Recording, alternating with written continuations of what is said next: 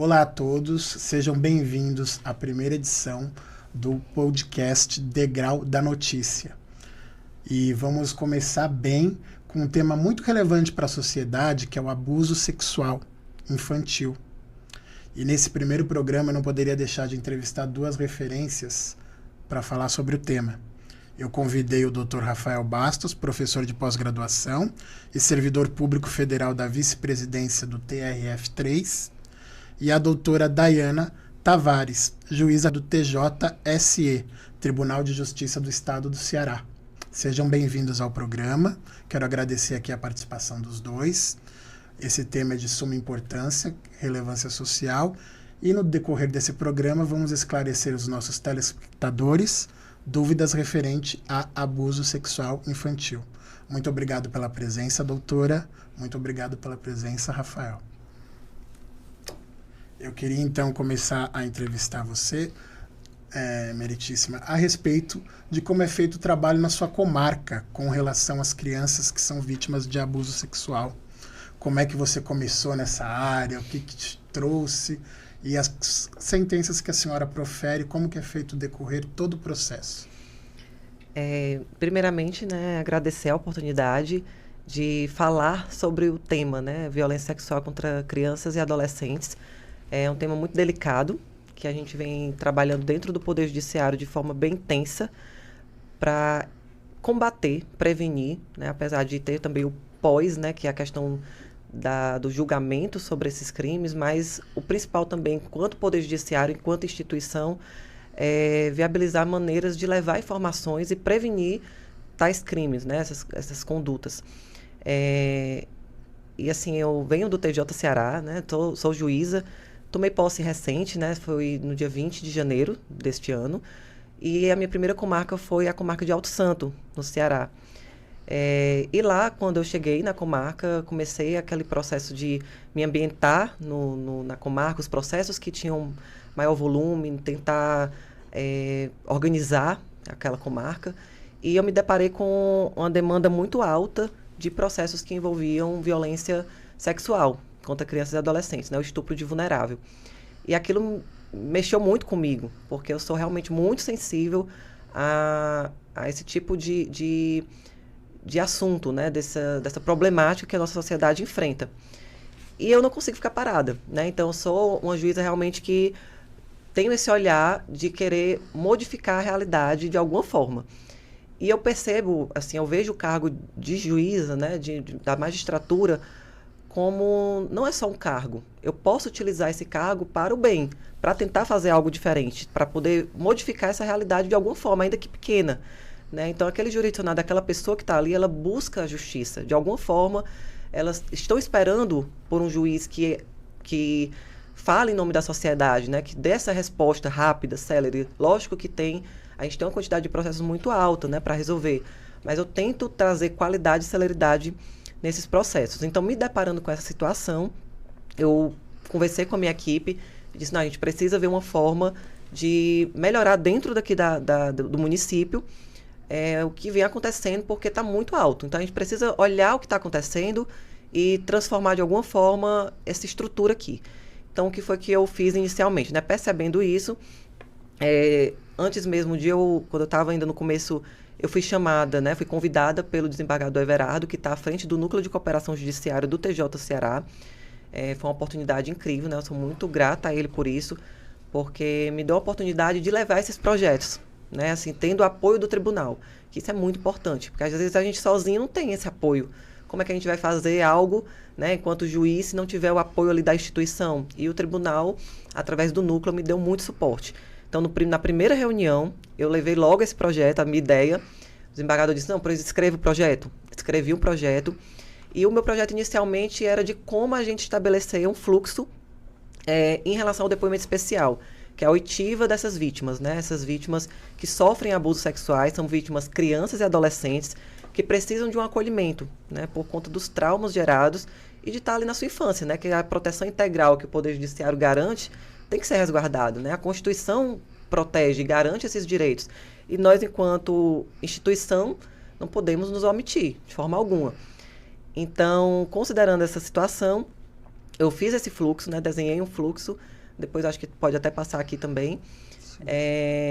E aí, a grande questão é como o depoimento especial pode ser útil para evitar a revitimização, onde essa vítima vai ser ouvida apenas uma única vez, como prova antecipada ainda na fase de inquérito. Então, a grande ideia era essa, né? Dessa vítima não esperar o término do inquérito, já sendo ouvida na delegacia, que não tem estrutura, né? Na maioria do país, as delegacias não têm uma estrutura para ouvir essas vítimas. E aí, como a lei mesmo fala, a lei do depoimento especial de 2017, que o depoimento especial preferencialmente deve ser feito como prova antecipada. Então, só não estava sendo aplicado. E aí eu desenhei isso para que essa vítima fosse ouvida de forma exatamente como foi desenhado esse fluxo. Então, a vítima seria ouvida ainda na fase de inquérito. Encerrado o inquérito, voltaria para a gente esse processo para encerrar a instrução sem mais ouvir aquela vítima. Então, não precisaria revitimizá-la, não precisaria trazer à tona esses traumas que foram, às vezes, a criança ali foi abusada com 5, 6 anos e o processo, às vezes, termina quando ela tem 17, 18 anos. Muitos casos desse jeito. E já ouvi situações que esses adolescentes falam, não aguento mais ser chamada para ser ouvido e falar sobre isso. E caso isso aconteça novamente, eu vou me suicidar. Então, é algo bem grave. Sim. Ou seja, a gente está lidando com vidas, né? Então, a gente, se não se sensibilizar e não fizer algo para modificar essa realidade, nós vamos estar sendo mais um agente de traumas, né? De trazer aquela dor à tona. E somos também responsáveis, né? Então, esse fluxo, exatamente, quando eu pensei, seria de, no caso, quando há representação para a autoridade policial ou para o Ministério Público, esses agentes, né, essas instituições vão representar para o juiz do núcleo de custódia, que funciona como juiz de garantias, né, que vai fazer aquela... que é o que funciona ali nas audiências de custódia, né, naquela situação lá dos presos, né, de flagrante e tudo. E aí, quando chega aquela representação, o juiz do núcleo vê que se trata de um depoimento especial, ele já remete para o juiz da unidade, que somos nós, para que a gente consiga fazer aquele depoimento especial que precisa de contraditório e ampla defesa. Sim. Então, para não esperar a fase do processo, né, a fase processual, a gente antecipa essa fase para o inquérito para ouvir logo aquela vítima o mais próximo possível dos fatos. E aí, escutando a vítima, né, com as intimações do entrevistador, da entrevistadora, né, que vai fazer aquele momento de acolhimento, que vai ouvir a vítima em sala separada. O juiz fica na outra sala. As partes, né, que são intimadas também através de seus advogados, ficam geralmente por links, por videoconferência, para não ter esse contato com a vítima. E se a vítima não quiser a presença também do agressor naquela audiência, a gente não permite, né, para deixar ela o mais à vontade possível, saber que aquele momento é um momento de acolhimento. E aí, quando termina esse depoimento especial, a gente devolve o processo para o núcleo e lá encerra o inquérito. Então, quando voltar para a gente esse processo na fase de ação, né, penal, processual, nós não vamos mais ouvir aquela vítima. Vamos fazer a audiência de instrução normalmente, ouvindo testemunhas, fazer o interrogatório, tudo dentro do que a lei determina, mas sem ouvir aquela vítima, porque já vai estar gravada e a gente não vai precisar revitimizá-la. Então, o maior objetivo desse termo de cooperação é evitar a revitimização. E aí também, paralelo a isso, eu pensei, não adianta também fazer só um termo, porque isso vale para o Estado inteiro. No caso do Ceará, já foi assinado por todas as instituições, Ministério Público, Autoridade Policial, né, Delegado-Geral, Defensor-Geral, todos, OAB, então todos estiveram presentes, foi inclusive no dia 18 de maio, que foi assinado no Tribunal de Justiça, com o presidente do tribunal, que é o desembargador Abelardo. Assinamos esse termo de cooperação e vale para todo o estado do Ceará. Em paralelo a isso, eu pensei, mas não é suficiente. Preciso ver algo que dentro do município eu possa modificar essa realidade, porque é onde tem o primeiro contato com aquela vítima. E aí eu pensei, vamos fazer um outro projeto agora interno para a gente resolver a situação do acolhimento, que essas vítimas não sabem a quem recorrer. Os professores têm medo de denunciar, falar dos abusos, porque muitas vezes as famílias sofrem ameaças, e os professores também sofrem ameaças, porque a gente sabe da situação social, né, do nosso país, as facções, né, as ameaças que sofrem. Então, os professores têm medo, né? Então, eles precisam ser preparados para quando vê uma situação de abuso, que muitas vezes eles são os primeiros a verificar. A criança chega machucada, a criança não se sente bem, e eles percebem. Então, eles terem informações, ter um direcionamento e o respaldo do Poder Judiciário é muito importante. Porque quando a gente orienta, eles dizem, não, agora eu sei o que fazer. Vou procurar o Conselho Tutelar, vou procurar o delegado, vou procurar isso. Eles se sentem mais seguros. Então, o objetivo foi trazer segurança dentro desse contexto interno para que as vítimas se sentissem acolhidas. Então, ter esses canais dentro das instituições, dentro das escolas. E aí, o que tem acontecido? Os professores, quando recebem, né, essas informações, ou então o próprio Conselho Tutelar, que geralmente as famílias vão para o Conselho Tutelar, ou o Conselho Tutelar sabe, né, de alguma forma, o CREAS, o CRAS vão atrás, e ali o Conselho Tutelar muitas vezes se sentia perdido, porque eles enviavam aquela informação para o delegado, para o Ministério Público, de uma forma muitas vezes incompleta, que não era suficiente para o delegado investigar. E aí eu percebi que estava havendo ali no meio um problema, algo que não chegava às denúncias, não estava finalizando e as vítimas continuavam sendo abusadas. Morosidade. Né, isso. Então, por isso que, como eu falei, né, tem situações que começam ali com 5 anos e ela vai sofrendo abusos até a adolescência, porque não tinha resposta ali. O que estava faltando? E eu percebi que estava sendo a falta de diálogo entre as instituições. E eu sou muito disso, eu busco muito diálogo com todo mundo. Então, eu chamei todos. Aí vem a questão de aproveitar o cargo, né? Eu acho que aproveitei, como magistrada, eu posso chamar todos para a gente trabalhar juntos. Sim. A importância de trabalhar juntos, né? Principalmente dentro de um município. Isso pode ser replicado para todos os municípios, não só do Ceará, mas do Brasil inteiro. E aí eu fiz uma reunião com o CREAS, com o CRAS, com toda a assistência, a rede de assistência do município, né? Conselho Tutelar, prefeito, secretários, todos. Chamei todos, gente, vamos fazer um termo de cooperação agora interno, para a gente acolher essas vítimas e levar informações para transformar a mentalidade. Porque dentro de uma sociedade machista, os abusos acontecem, às vezes, de forma que não se percebe. Os abusos acontecem, as pessoas não sabem nem o que é o abuso.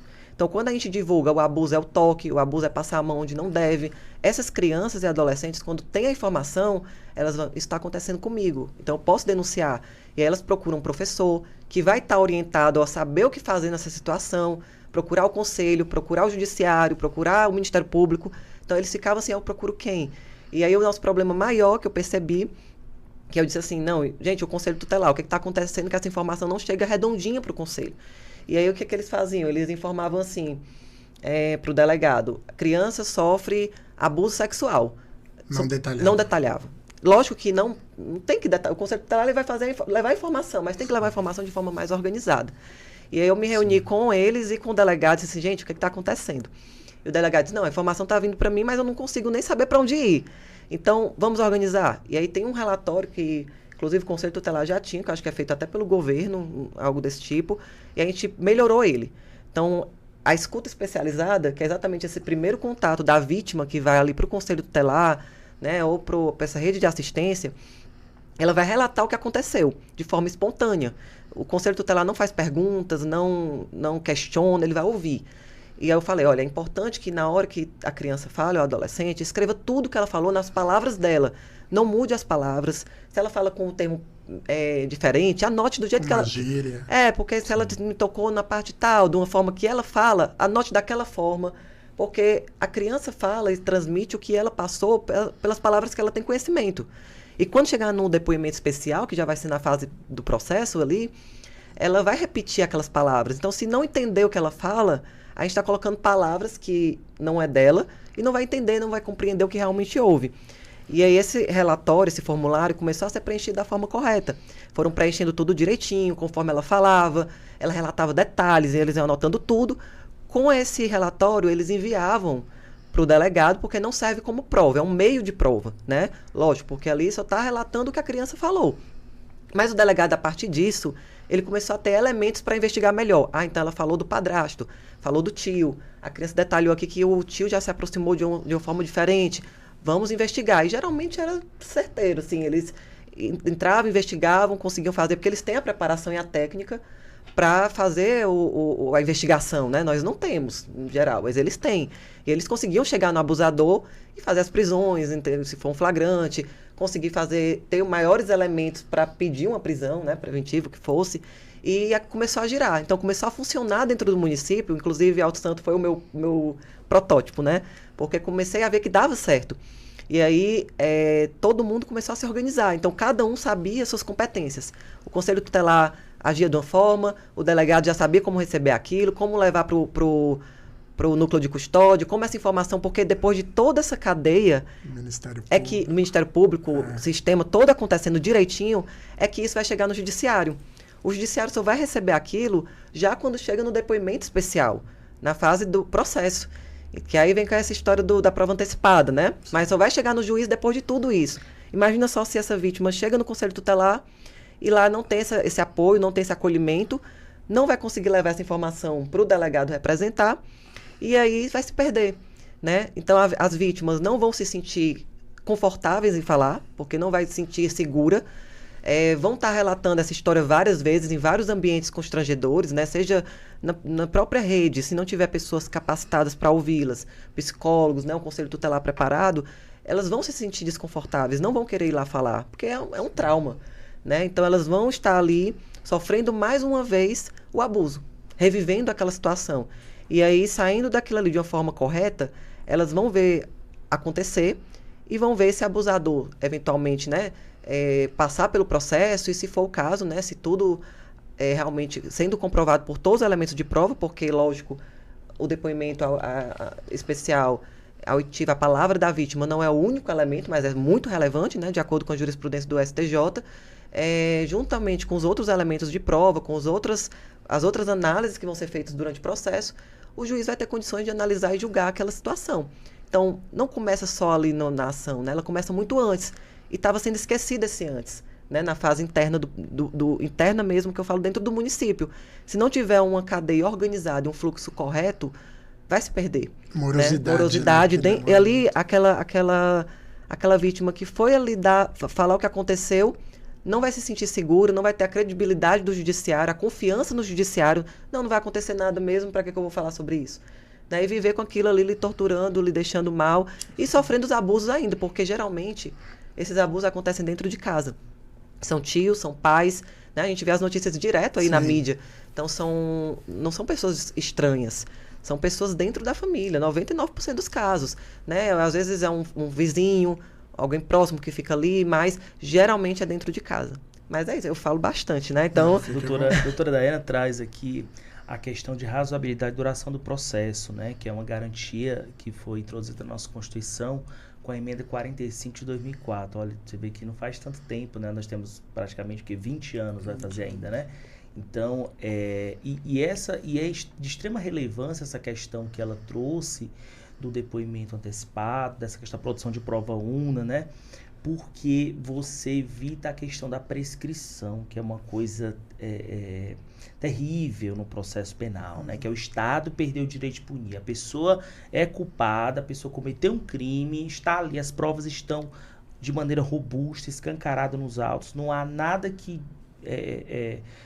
titubeie que tivesse em relação a isso, e aí o Estado perde o direito de punir porque não exerceu isso no tempo hábil. Então, quando ela coloca essa questão desse depoimento uno, né, de maneira rápida para unificar esses procedimentos, isso é de extrema relevância, né, que esse modelo deve ser replicado. E salutar a importância, o que ela traz também, a questão da importância dos outros atores, né, que é o conselho tutelar, que é o psicólogo, que é o assistente social, né? E essas provas, ainda que indiciárias, que depois elas serão submetidas ao crivo do contraditório da ampla defesa, elas são de fundamental importância. Essa colheita que o meninozinho faz o desenho lá para a psicóloga, dizendo como aconteceu o abuso, como ele relatou, essa colheita indiciária, que depois vai ser submetida para a vista da defesa, para que a defesa possa se defender lá no contraditório, porque embora a Constituição tenha a questão da proteção integral, não esqueçamos aqui, né, da criança com absoluta prioridade, ela também tem a garantia do contraditório da ampla defesa a todos os acusados, e os acusados de crime de abuso sexual, de estupro, de vulnerável, não é diferente, né? Então, ela é muito, muito salutar isso, e é um modelo que deve ser replicado, e a sociedade precisa conhecer, né? Sirva de exemplo para os demais juízes do nosso país, para que a gente tenha aí uma garantia dos direitos das crianças e dos adolescentes, conforme já o Brasil há tanto tempo vem aí em tratados internacionais, se comprometido internacionalmente a punir, prevenir e erradicar a violência contra a criança e adolescente. É muito importante, realmente, porque a gente tem um papel... Quando a gente tem um conhecimento, a nossa responsabilidade triplica, né? Então, assim, eu me sinto responsável. Então, como eu falei até no início, eu não consigo ser um juiz que fica só ali dentro do gabinete. Não é o meu perfil, né? Eu acho que o juiz hoje tem que ser um juiz ativo, um juiz que olha para a realidade e pensa além do gabinete. É um juiz que tem um perfil, né, vocacionado para ser juiz, porque não é fácil a gente lidar com esses processos. Eu sou mãe, tenho 2 crianças, então é difícil para mim. E quando eu entro nisso, eu sei o que eu vou levando, carregando comigo, né? Quando eu tenho esse interesse em melhorar, eu vou sofrer com os processos também, porque são vítimas crianças que estão relatando, né, com a idade da minha filha, de 5, 6 anos, e isso machuca, a gente se fica muito mal, mas a importância da gente estar ali é que a gente vai poder fazer a diferença. Então, muitas situações que eu tive lá do outro lado, ouvindo essas vítimas relatarem, muitas vezes eu ficava assim, meu Deus, ela vai falar aquilo, mas como é importante ela falar. Então, eu ficava torcendo. Teve até uma situação específica que era uma criança de 6 anos e a entrevistadora disse, olha, ela não vai falar, ela não quer falar, né? Porque dá aquele bloqueio também. Eu disse, não, a gente já está aqui e já foi todo mundo intimado, fale com ela, vamos gravar. Caso ela não queira falar, a gente encerra, porque ninguém pode forçar essa situação. E eu tento acolher ao máximo possível, o máximo mesmo. E aí a entrevistadora, pois tá bom, vamos começar com as técnicas, né? Que é muito importante a questão da capacitação dos entrevistadores. Muito. Criança. E aí até um outro ponto que eu vou falar depois, que a gente, nesse termo de cooperação, nós no Ceará estávamos com uma carência muito grande de entrevistadores, muito. Nós não temos equipes multidisciplinares como aqui, por exemplo, acredito que em estados mais desenvolvidos como São Paulo, né? Às vezes, Rio Grande do Sul, que foram pioneiros no depoimento especial, tem equipes multidisciplinares instaladas, né? Organizadas. No Ceará, nós não temos. E aí, chamamos, dentro desse termo de cooperação, o NUDEP, que é o Núcleo de Depoimento Especial, e aí está sendo, inclusive, está em curso já, um curso para entrevistadores, para que aumente esse número de entrevistadores e consiga dar conta da demanda que é muito alta no estado, né? Então, a minha ideia dentro do projeto, já que não temos pessoas capacitadas, né, para fazer, vamos fazer um curso e para dar maior celeridade, vamos capacitar pessoas de dentro da comarca, de cada município, servidores, né, e tudo. Assistentes sociais, né? Não, para poder, né? No caso, esse momento inicial, como a gente não tinha ninguém, a gente primeiro capacitou servidores dentro do quadro da vara, né, da comarca com competência criminal. Porque, por exemplo, se na minha comarca eu tenho um entrevistador, esse processo, quando chegar, eu já marco esse depoimento especial para o dia seguinte, de acordo com a pauta do juiz, o mais rápido possível. O que estava acontecendo quando não tem entrevistador? A gente chega com esse processo, fez o fluxo, tudo bonitinho, mas não tem entrevistador. E aí a gente não consegue agendar, porque a demanda é tão grande para um entrevistador que teria que esperar 6 meses, 1 ano, e aí a vítima muitas vezes não vai querer mais falar sobre isso, ou se falar, tem muitas vezes a pressão da mãe ou do pai, né, ou do abusador, diz não aconteceu nada, e a gente vê casos assim, não aconteceu nada, foi só uma invenção da cabeça dela, e a criança, ela internaliza aquilo, não, foi eu que inventei. Então, quanto mais tempo demora, mais difícil é para a gente chegar na verdade real, né, o mais próximo da verdade, porque sempre é difícil, mas quanto mais o tempo passa, pior fica para a gente conseguir dar celeridade nesse processo, né, encerrar aquela situação e verificar que o abusador, né, porque aquele abusador, sendo um parente, ele vai continuar violando, né? Porque ele tem acesso à criança. Exatamente. Então, nesse projeto aqui interno, inclusive eu esqueci de falar o nome do projeto que a gente desenvolveu dentro do município foi o projeto Auri Moura Costa, porque ela foi a primeira juíza mulher no Ceará, foi inclusive da comarca de Redenção, então tem um peso muito forte. E também a questão da representatividade feminina, né, que é muito importante. No judiciário nós ainda temos muito homens, né, dentro dos cargos de poder nas instituições, e ter uma mulher, né, juíza à frente, isso é muito importante. A representatividade que você tem que ser mãe. Exato. Então, tudo isso conta e tem uma força dentro do município. O acolhimento à vítima, uma vez, no próprio depoimento especial, uma criança estava sendo ouvida, e aí ela disse, não, eu quero conhecer a juíza. Aí a entrevistadora perguntou se poderia levar ela, eu disse, claro, né? Falou comigo que ela não estava conseguindo lembrar do nome do abusador, né? E aí eu fiquei bem preocupado porque ajuda muito o relato da criança, né? A palavra da vítima. E aí ela veio falar comigo, aí começou a conversar, disse, eu estou muito feliz de ver ela. Criança, 7 anos. Aí ela, olha, uma juíza mulher, isso para uma criança mulher, vendo uma juíza mulher... É assim, olha, eu posso ser, né? Será que eu posso ser também? Então, ela vê uma juíza mulher gera também um reflexo, né? Dizer assim, olha, eu posso ser então, né? Eu posso também ocupar um cargo, posso trabalhar, posso estudar, principalmente no interior, que a mentalidade é terminar o ensino, né? Às vezes, antes disso, já se torna mãe, e aí não tem como trabalhar, né? Acaba perdendo, assim, sua juventude, sua vida, pela maternidade, ou porque sempre é o homem que trabalha e a mulher não. E aí gera aquele contexto de subordinação, né? De dependência econômica, e daí desencadeia vários outros fatores, inclusive a violência doméstica. A perpetuação, né? Que às vezes já vem até de avós, de pais, e vai passando para outras gerações. E dentro de um contexto, se for verificar, dentro de um contexto de abuso, de violência, é geralmente nesses locais que acontecem os abusos sexuais, né? Dentro de mulheres, né? Adultas, mães, que já sofrem violências, né? Físicas, psicológicas, dentro de casa, e as crianças veem aquilo ali, e aqueles geralmente passam também por abusos na sua infância.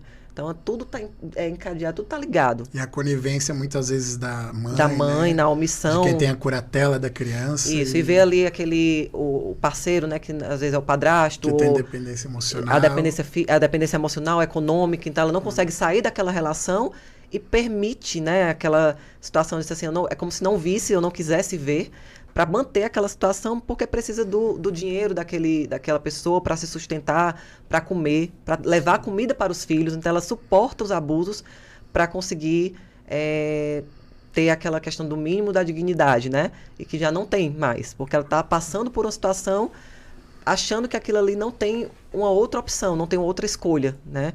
E aí, dentro desse projeto, que é assim, né? Projeto Aurimora Costa, Informar para Transformar, enfrentamento da violência sexual contra crianças e adolescentes. Dentro desse projeto, como eu disse, eu chamei secretários, né? Chamei todos do município, então todos colaboraram comigo, foi muito forte isso e muito importante, porque né? Questão de ter outros agentes juntos, porque você sozinho não faz nada. A gente tem muito aquela coisa assim, sou juiz, posso fazer tudo só. Não, né? Ninguém faz nada só. Então, eu chamo todo mundo, o pessoal, assim, todos me ajudaram muito e disseram, bora fazer. E algo que me chamou muita atenção foi que o secretário de esporte, junto comigo, assim, ele deu a ideia também, aí, olha, o que eu posso fazer dentro do regulamento para os adolescentes jogarem, eles só vão poder participar de campeonatos se participarem das palestras sobre violência doméstica e violência sexual. Então, aqueles que não participam não vão poder entrar nos campeonatos. E eles, no interior, jogam muito, né? Participam de campeonatos de bola, de tudo. Então, para eles, é a vida deles jogar. Então, assim, eles ficaram... No primeiro impacto, eles ficaram assim, eu não acredito e tal. Mas, assim, depois vem... Como é importante, né? Então, quer jogar? Mas vai ter que ouvir primeiro. Então, tem informações. Porque, principalmente no estado grande, né? E no interior... muitas vezes tem relacionamentos com menores de 14 anos. Sim. E eles nem sabem que é crime. Que é estupro de vulnerável. Então, até 14 anos, você não pode ter relacionamento. Eu fui dar uma palestra numa escola lá, cheia de adolescentes, falei sobre isso, eles ficaram um olhando para o outro, assim, é verdade.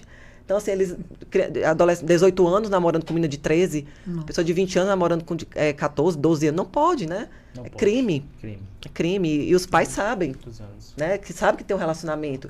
E aí, o que está faltando? Informação, né? Então, acho que a gente tem um papel muito importante de atuar dentro dessas escolas, que aí vem esse projeto exatamente para a gente entrar nos locais, entrar nas escolas, entrar onde tem pessoas, né? Nos centros, nos esportes, que é onde tem adolescentes homens, né? A maioria são meninos, homens, adolescentes. Então, levando essas informações para eles terem ideia da repercussão, das consequências legais, né, dos abusos, porque eventualmente no futuro eles são os eventuais agressores, né? Os meninos vão se transformar em homens e eles têm que aprender a respeitar a mulher, né? Valorizar a mulher, o papel da mulher na sociedade.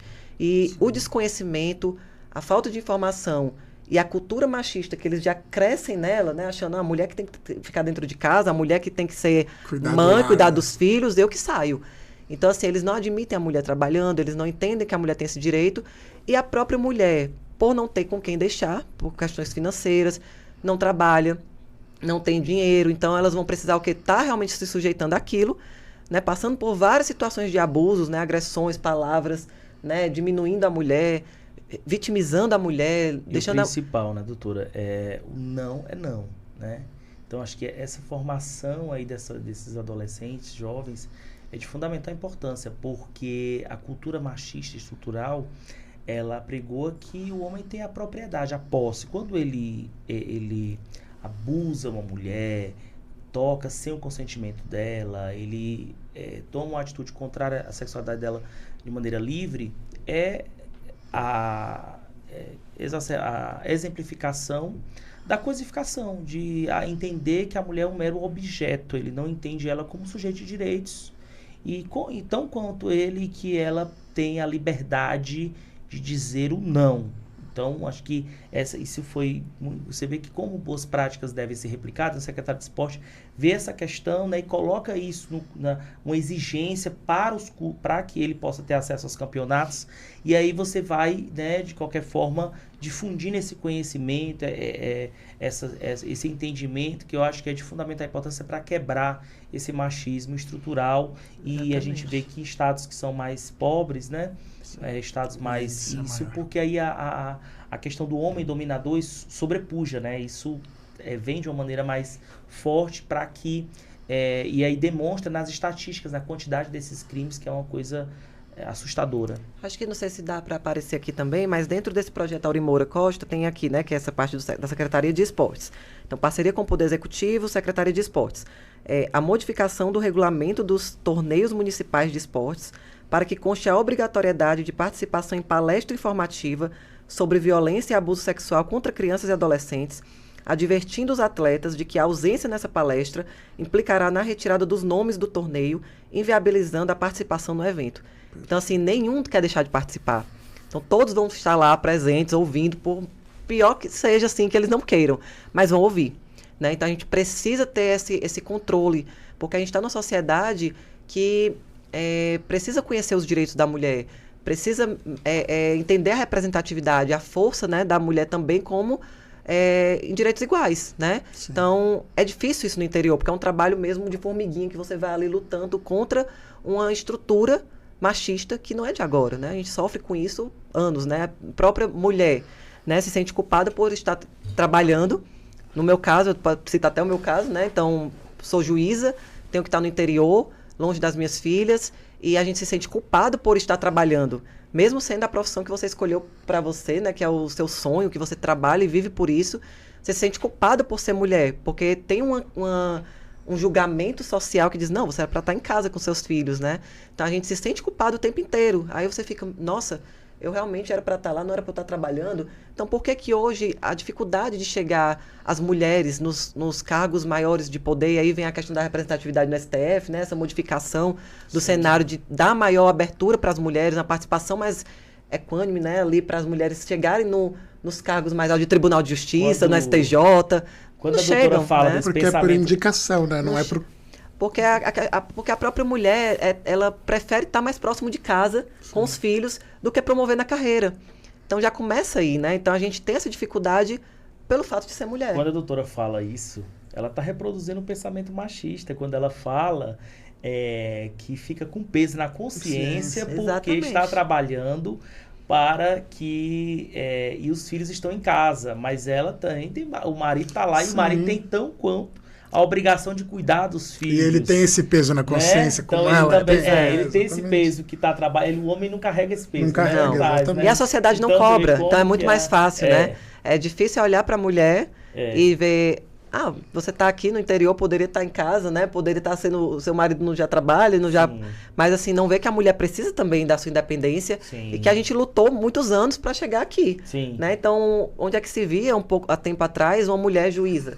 Né? Só eram homens, né? Sim, então, a gente hoje está tendo essa mudança e tem que agarrar com toda a força, porque tem até as frases que a gente vê aí nas redes sociais, em jornais e tudo. A mulher tem que se reafirmar e lutar pelo seu lugar todo instante, toda hora. Isso é muito complicado, no né? mercado de trabalho, ela ganha 30% a menos exercendo a mesma função. Eu falo por mim, no interior, quando chega alguém, assim, para as audiências, aí olha para o lado, se tiver um homem, pergunta se ele é o juiz, né? Então... Enfim, não reconhece a mulher no cargo que está. A senhora que é a juíza, tão nova, então acaba já diz assim, a visão da mulher juíza seria uma pessoa mais velha, ou então a mulher que não sei, essa é uma visão muito deturpada, né? E sempre vem do homem como o juiz, né? O homem que é o juiz. Então, mas eu levo assim, bem tranquilo, porque eu entendo que a sociedade é assim. Então, eu brinco, não, eu sou a juíza e tal, mas eu entendo o preconceito. Porque não é culpa da pessoa, a gente tem que ter essa empatia. Sim. É algo que vem muito além dela, né? Então a gente tem que levar aquilo ali também. Estrutural. Né? A gente tem que explicar, mostrar e dizer assim, olha, a gente pode, né, também. Então, aquela menina que está ali na escola, um adolescente que a gente vai levar essa informação e ver uma juíza, ela pode dizer assim, eu posso trabalhar também, eu posso fazer concurso, né? Eu posso ter minha independência financeira também. Então, a gente precisa trazer mais representatividades nos cargos de poder para essas meninas, né, adolescentes, mulheres, se veem também com possibilidade de que pode modificar a sua realidade através do estudo, como foi comigo. Porque o Rafael bem sabe, eu venho de uma família humilde, né, e minha vida modificou total pelo estudo. Sempre foi pelo estudo. Eu não tenho ninguém influente na minha família. Então, tudo que eu fui conquistando foi através de muito esforço, muita dedicação e pelo estudo, né? Estudei em colégios de bairro, de periferia do Ceará, sem nenhuma chance. Era aquela pessoa que dizia assim, não, essa nunca vai passar em nada. Então, entrei na Federal, né, no direito da UFC, que ali para mim já foi a grande virada de chave. Também eu considero até mais importante na minha vida, porque a partir dali eu poderia ter uma profissão. Poderia advogar, poderia escolher um concurso. Enfim, a magistratura era um sonho, né? E muitas vezes bem distante, porque depois eu me tornei mãe antes de passar no concurso. Então, o concurso para juiz aqui do Ceará abriu o edital, eu estando... minha filha mais nova tinha 3 meses, e a mais velha 1 ano e pouco.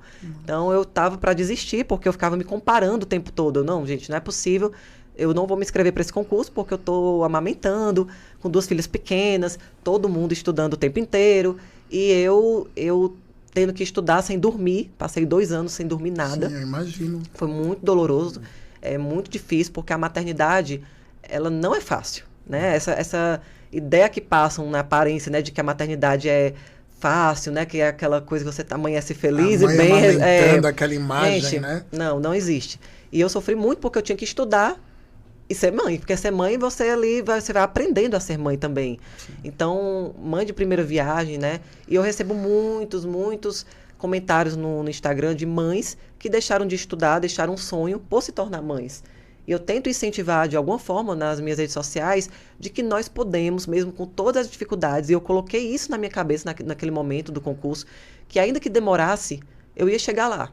Ainda que fosse um tempo a mais, né? Por conta das dificuldades mesmo da amamentação, sem dormir, tendo que competir com pessoas muito preparadas e que estavam com mais tempo para estudar. Estudantes profissionais. E eu não tinha como. Então, eu estudava 3 horas por dia e a noite inteira acordada com elas. Muito difícil.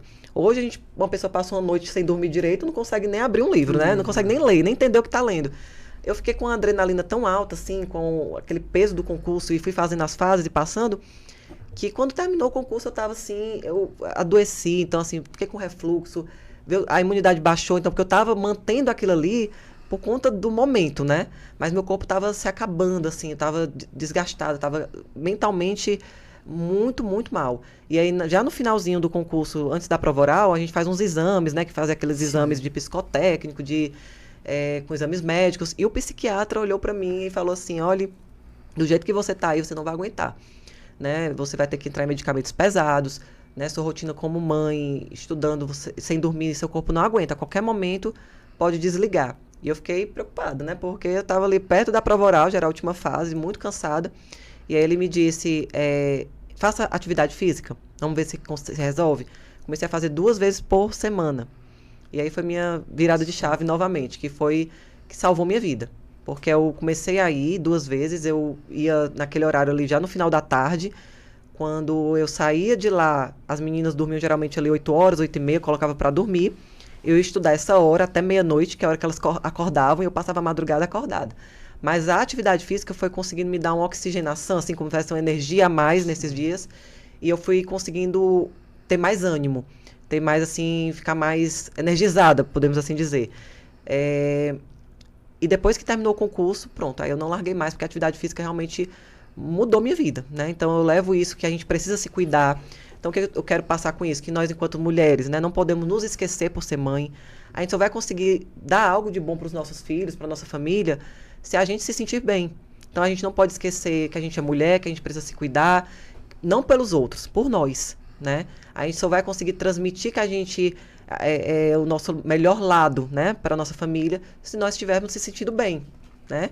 Então, se a mulher está sempre sendo rejeitada, sofrendo abusos dentro do lar, não conseguindo se cuidar, só cuidando dos filhos, Não tem falta do apoio amor de próprio, ninguém, sem né? apoio, como é que essa mulher vai conseguir sair daquilo ali? Não sai. E uma das coisas dentro desse projeto, para chegar nesse ponto, é que conversando no município, a gente também pensou, tem várias dentro do projeto, depois pode passar, esse projeto já foi assinado e tudo, o termo de cooperação e o projeto. Dentro do projeto também eu falei com o prefeito e disse, olha, a gente precisa tirar essas mulheres da situação de violência e das filhas que estão sofrendo abusos para que elas possam ter trabalho. Então, exemplo, se a gente vê uma situação de uma mulher que está passando por uma situação de abuso, de violência doméstica, quando vem para mim um processo, eu posso determinar que aquela mulher trabalhe em algo feito lá pelo município. Por exemplo, lá tem muitas a questão da costura. Então, usar essa mulher para se capacitar, para trabalhar, para que ela não precise depender daquele homem, né? E consiga ter sua independência financeira. Sim. Porque por menor que seja, já é alguma coisa. E aí o município apoiou demais, e eles disseram que tinha os cursos de capacitação, a própria assistência capacitava mulheres, e eu disse, pois vamos juntar o judiciário nisso. Porque quando a gente vê uma situação dessa forma, a gente leva essas mulheres para se capacitar, ter um trabalho, e ali muitas delas me diziam em audiência que não conseguia sair porque precisava de comida para o filho. Sim. Então, por não ter um trabalho, não ter uma renda, por menor que seja, porque no interior eles ganham pouco, né? Sobrevivem com muito pouco. Então, por não ter nada, elas não conseguiam sair. Então, o que a gente pode fazer? Eu fico sempre pensando, assim, em alternativas para melhorar. Então, o que a gente pode fazer? Vamos tirar essa mulher que está sofrendo esses abusos e colocar ela no trabalho, né? Ter uma mão de obra qualificada, seja com costura, sendo cabeleireira, artesanato, tudo que proporcionar. Ela se identifica numa área, trabalha com aquilo e vai conseguir ter seu próprio dinheiro, né? Sobreviver ali e cuidar do seu filho. Para sempre lembrando, né? Que a mulher não depende de ninguém, né? A mulher não depende do homem. Mas trazer isso para essa mulher é um trabalho, assim, difícil, complicado, porque a gente está entrando naquelas famílias, naqueles lares e conscientizando mulheres. E geralmente os homens que estão naquela situação, né, de predomínio, né, de prevalência ali, de autoridade dentro daquele lá, não quer. Então eles são resistentes, eles não deixam, né? Mas aí vem o papel do judiciário. Não é assim, né? A gente pode determinar isso numa decisão, numa sentença, e a gente pode fazer diferença. E teve, assim, tudo que aconteceu até hoje lá tem sido sempre positivo, porque a gente vê que a mentalidade das pessoas estão mudando. Demora, mas se não fizer nada, não vai resolver nada nunca. E aí a gente vai continuar vendo as vítimas sofrendo abusos, revitimizadas, contando essa mesma história de trauma, sofrendo abusos a vida inteira, tendo muitas vezes mulheres sofrendo violência doméstica, sofrendo agressões físicas, psicológicas, né, sem conseguir sair daquele lá, com seus filhos sofrendo abusos também, né, que é o pior, que é o que a gente está tentando aqui combater. Esses projetos vêm nesse sentido de combater, levando informação, levando conhecimento. Que aí nada melhor do que através do conhecimento essas pessoas se sintam acolhidas pelo município e saibam chegar nos locais de denúncia, né? Nos locais onde aquelas pessoas vão ser abraçadas e dizer, agora a gente pode fazer algo por você. Porque as instituições são criadas para isso, para acolher. Muitas vezes esquece e as pessoas se perdem no caminho. O que eu estou fazendo aqui, né? Mas a gente está ali como servidor público, né? Eu sempre lembro muito isso. Antes de ser como juíza, eu sou servidora, né? Então a gente está ali para servir. Quando a gente esquece isso, se perde o propósito, né? Se perde o que você está fazendo ali. Então, todo dia eu lembro a mim mesma, eu estou aqui para servir, né? Eu não estou para ser servida, eu não sou melhor do que ninguém, trato todo mundo igual, né? Eu chego na secretaria, dou bom dia para todo mundo, falo com todo mundo, até estranharam lá, olha, tá falando aqui com a gente. Mas eu sou assim. Então, eu abro a porta, falo bom dia, boa tarde, com todas as pessoas. Suas origens, né? Você todas, não esquece de onde assim, você veio. É até a frase que o Braulio Bessa fala, né? Que eu tinha colocado no Instagram, e ele até comentou num videozinho que ele fez na minha despedida lá de Alto Santo, porque ele é de lá, de Alto Santo. Sim. E aí, essa frase aqui, ela é muito eu, que é, quem esquece de onde veio não sabe para onde vai. Então, quando a gente não esquece das nossas origens, né? Da onde a gente veio, a gente consegue lembrar que passou por isso também. É ter empatia, é ver, agora eu posso fazer algo, né? Porque eu sempre esperei algo dos outros. E sempre tive muitos nãos no meio do caminho. Então, se eu posso dizer sim, dizer assim, olha, o que a gente pode mudar? Eu ajudo. O que a gente pode fazer? Então, eu gosto de pessoas que estão assim. unida comigo. Quando alguém diz, mas vai ser difícil, eu já não quero. Eu quero pessoas dizerem assim, vai ser difícil, vai. Somar, agregar, mas a gente consegue. E a doutora, ela tem essa visão, né, que eu acredito que a sociedade espera e deve ser do juiz do século XXI, né?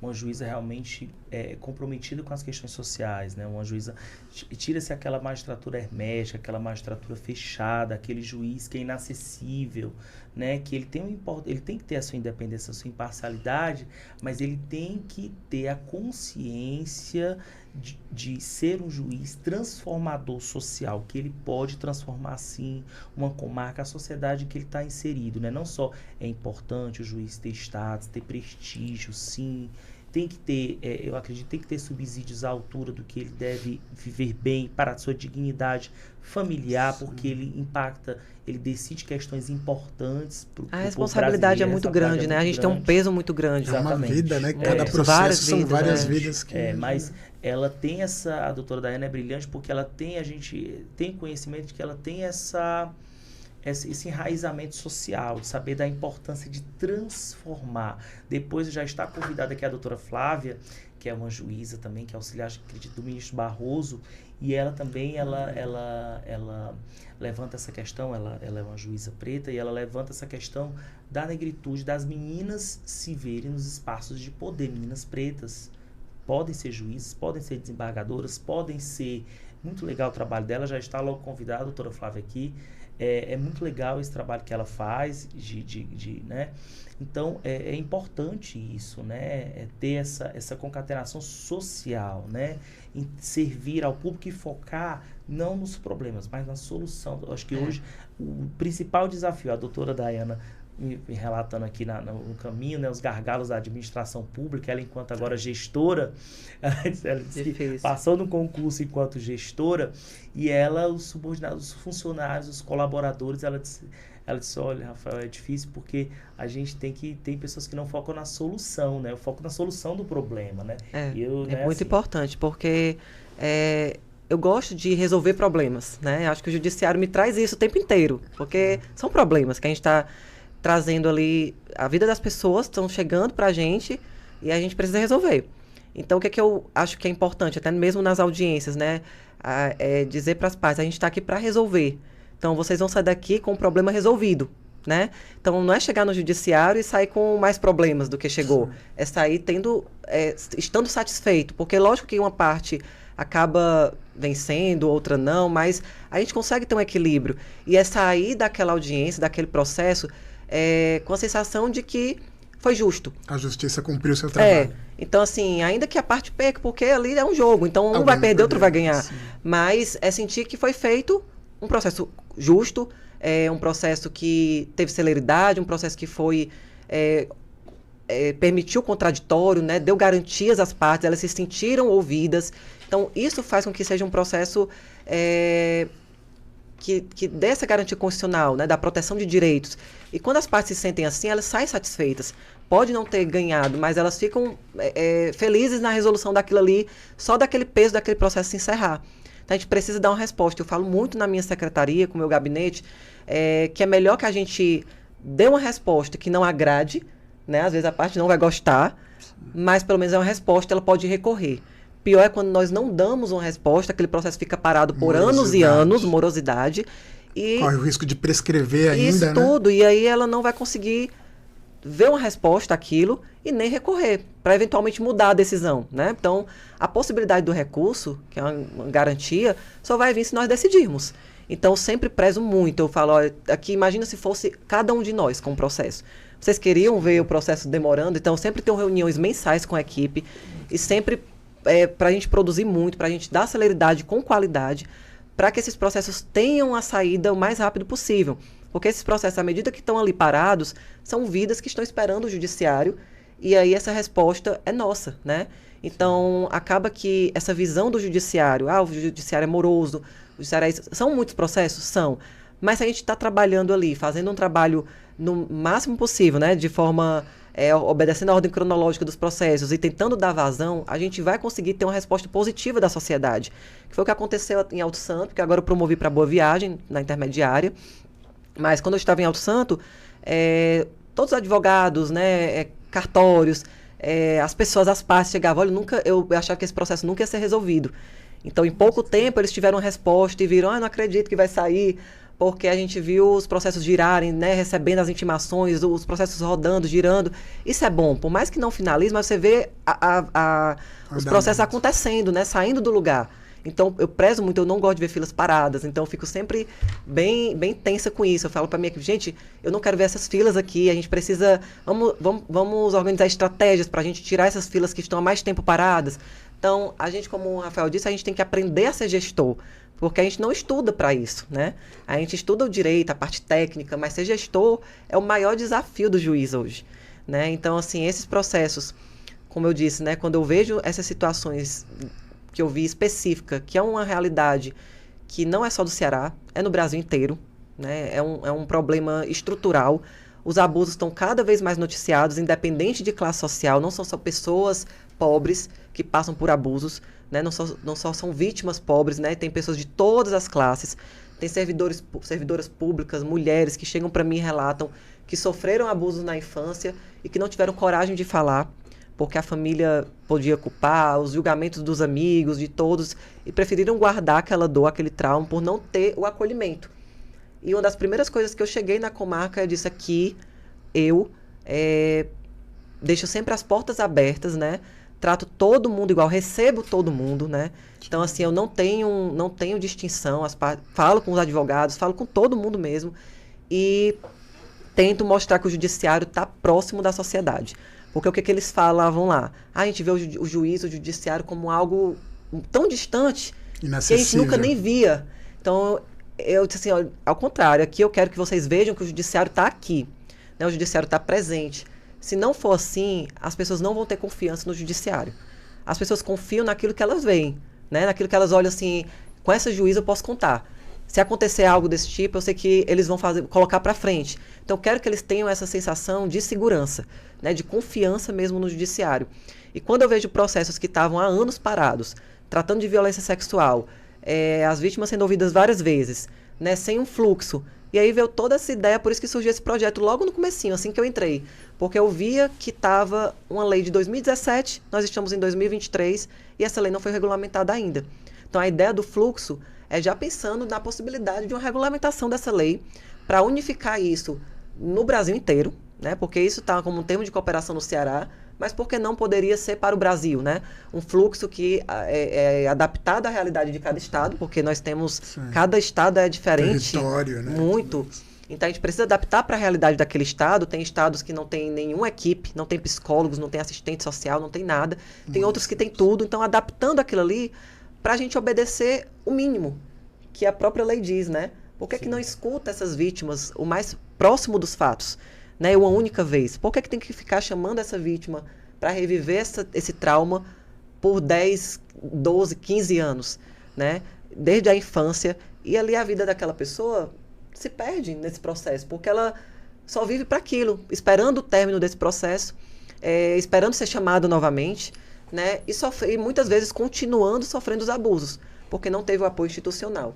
Então, meu maior objetivo hoje, enquanto magistrada, né, enquanto juíza, é mostrar que o judiciário está presente, está atento, que a gente está junto com as instituições, trabalhando para que esses abusos aumentem as denúncias, que a gente consiga chegar nelas, né? E essas vítimas se sintam acolhidas. Tem o acolhimento, tem a proteção e tem a garantia constitucional, né, que tanto a Constituição quanto o ECA traz, que é a proteção integral. Muitas vezes a gente esquece isso e as vítimas, crianças e adolescentes, que são o futuro, né, estão sendo esquecidas.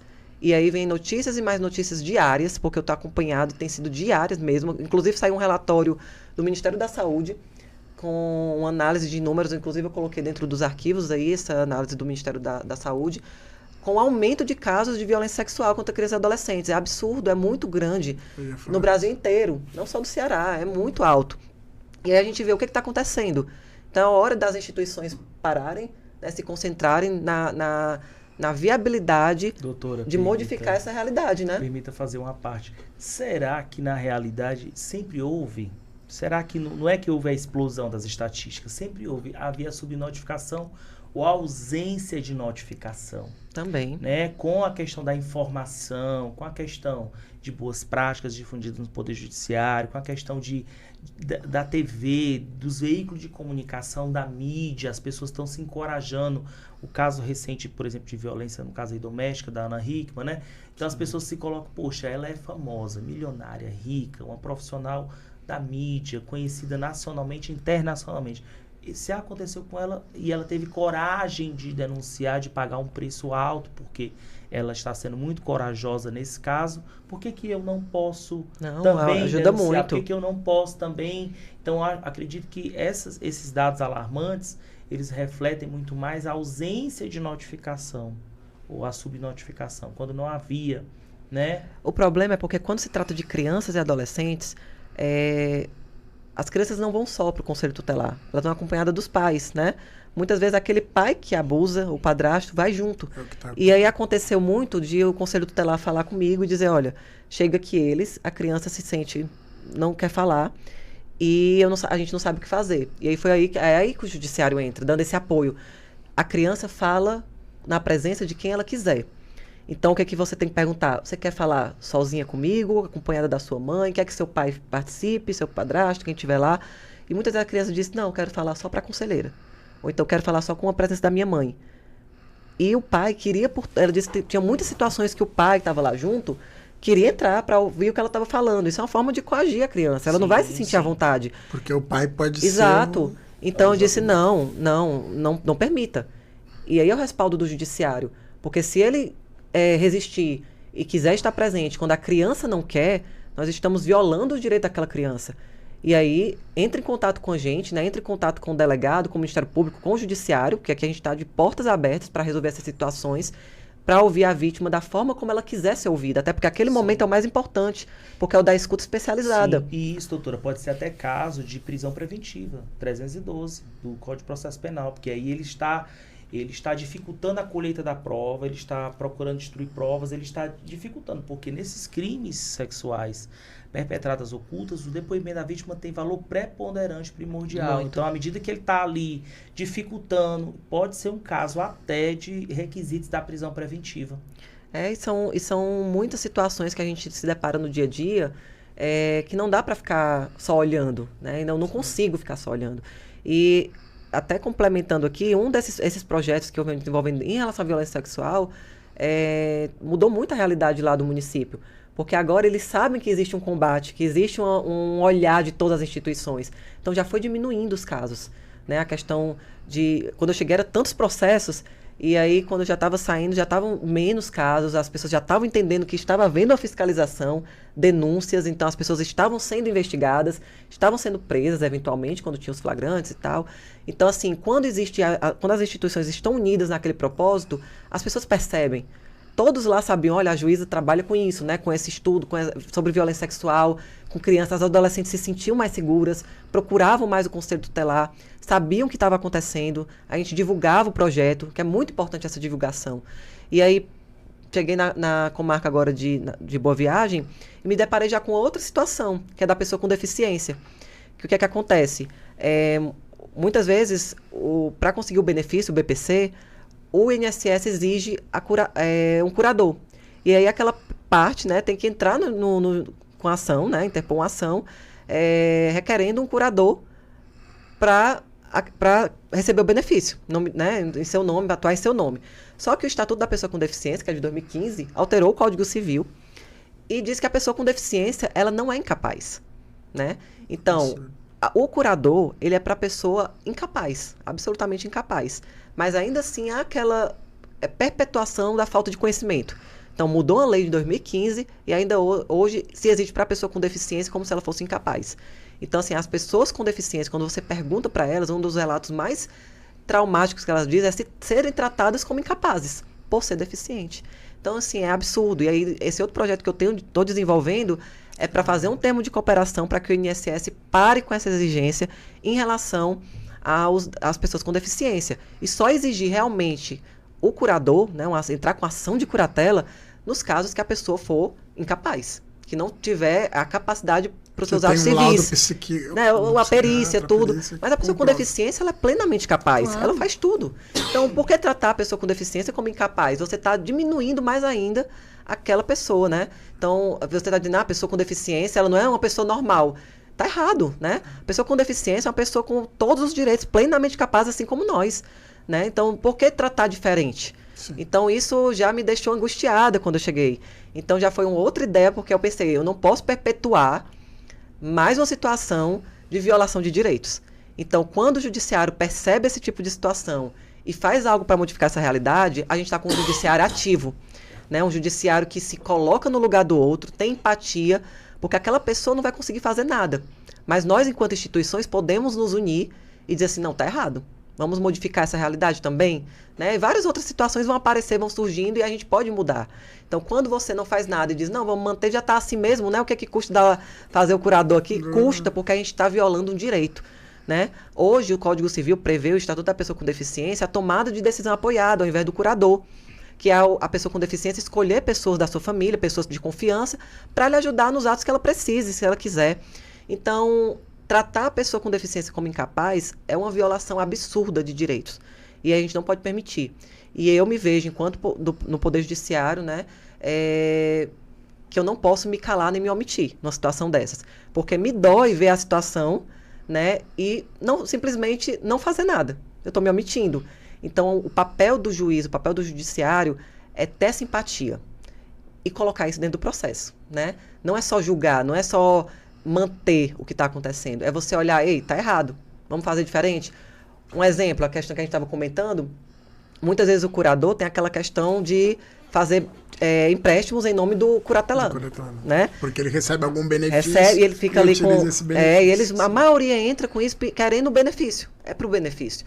E quem administra tudo é o curador. Então, se não tiver cuidado, quem foi esse curador nomeado, se não tiver cuidado, ele vai fazer empréstimos em nome do curador. Então, assim, eu atento a isso, né? E percebendo que eu não, por conta dessas negativas, né, do INSS, em relação à pessoa com deficiência, ilegais, eu acabava tendo que conceder, né? Tendo que conceder o curador para poder não deixar que aquela pessoa receba o benefício, porque a pessoa precisa comer, né? Se alimentar, dignidade. Então, é um trabalho que eu tenho que fazer paralelo do projeto para conseguir que o INSS mude essa mentalidade, não exija mais isso, né? Não viole os direitos da pessoa com deficiência. E na sentença eu modifiquei. Eu coloquei que o curador só pode fazer empréstimos com autorização judicial. Então, no termo de compromisso e na sentença, se ele chegar em qualquer lugar no banco para fazer empréstimo, ele não vai conseguir. Porque eu não coloquei lá genérico, de forma que o curador atua administrando, jamais. Então, já deixei expresso na sentença, no dispositivo, que não pode realizar qualquer empréstimo sem autorização judicial. Então, ele não consegue. Então, se o objetivo dele era esse, não vai conseguir. E aí é o judiciário. Aí é o judiciário vendo além, né? Pensando na boa-fé, na má-fé, enfim, tentando ver com empatia a situação daquela pessoa vulnerável que procurou a justiça. Então, é esse pensamento que eu tenho diariamente nos processos, vendo assim, ali não é só papel, não é só, agora virtual, né? Mas não é só a letra da lei que você tem que aplicar. A gente precisa identificar o que está por trás daquilo e garantir esses direitos, né? Nós somos, dentro de uma instituição, do Poder Judiciário, nós temos que olhar para aquela pessoa e se ela não confiar no judiciário, ela vai confiar em quem? Se ela entregou a vida dela para a gente decidir. Então, é muito além disso, né? É muito além. Para mim, por isso que eu amo tanto a magistratura. Eu me sinto que eu posso fazer a diferença, que eu posso melhorar a vida das pessoas, por menor que seja. Isso, para mim, faz toda a diferença, porque me dá um propósito dentro da minha profissão. Porque sem isso, eu não sei como é que teria sentido trabalhar. Então, fazendo o que eu faço, buscando melhorar a vida das pessoas, como eu, em outro momento, né, precisei desse olhar, né, seja de uma ajuda para estudar, enfim, de colégio, de ter uma bolsa de uma escola para conseguir, né, ter condição de estudar. Quando eu precisei desse apoio, né, muitas vezes tive não, mas também tive ajuda. As pessoas que ajudam são poucas. Sim. E a gente está ali, não pode ser aquela pessoa que colocou um muro. Né? O judiciário não é para ter esse muro. Uma ponte. O judiciário tem que estar aberto. Né? Tem que as pessoas olharem ali, eu posso confiar.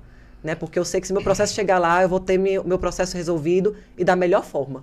Então, é essa imagem do judiciário que eu tento passar nas comarcas que eu atuo, que eu tento levar isso comigo.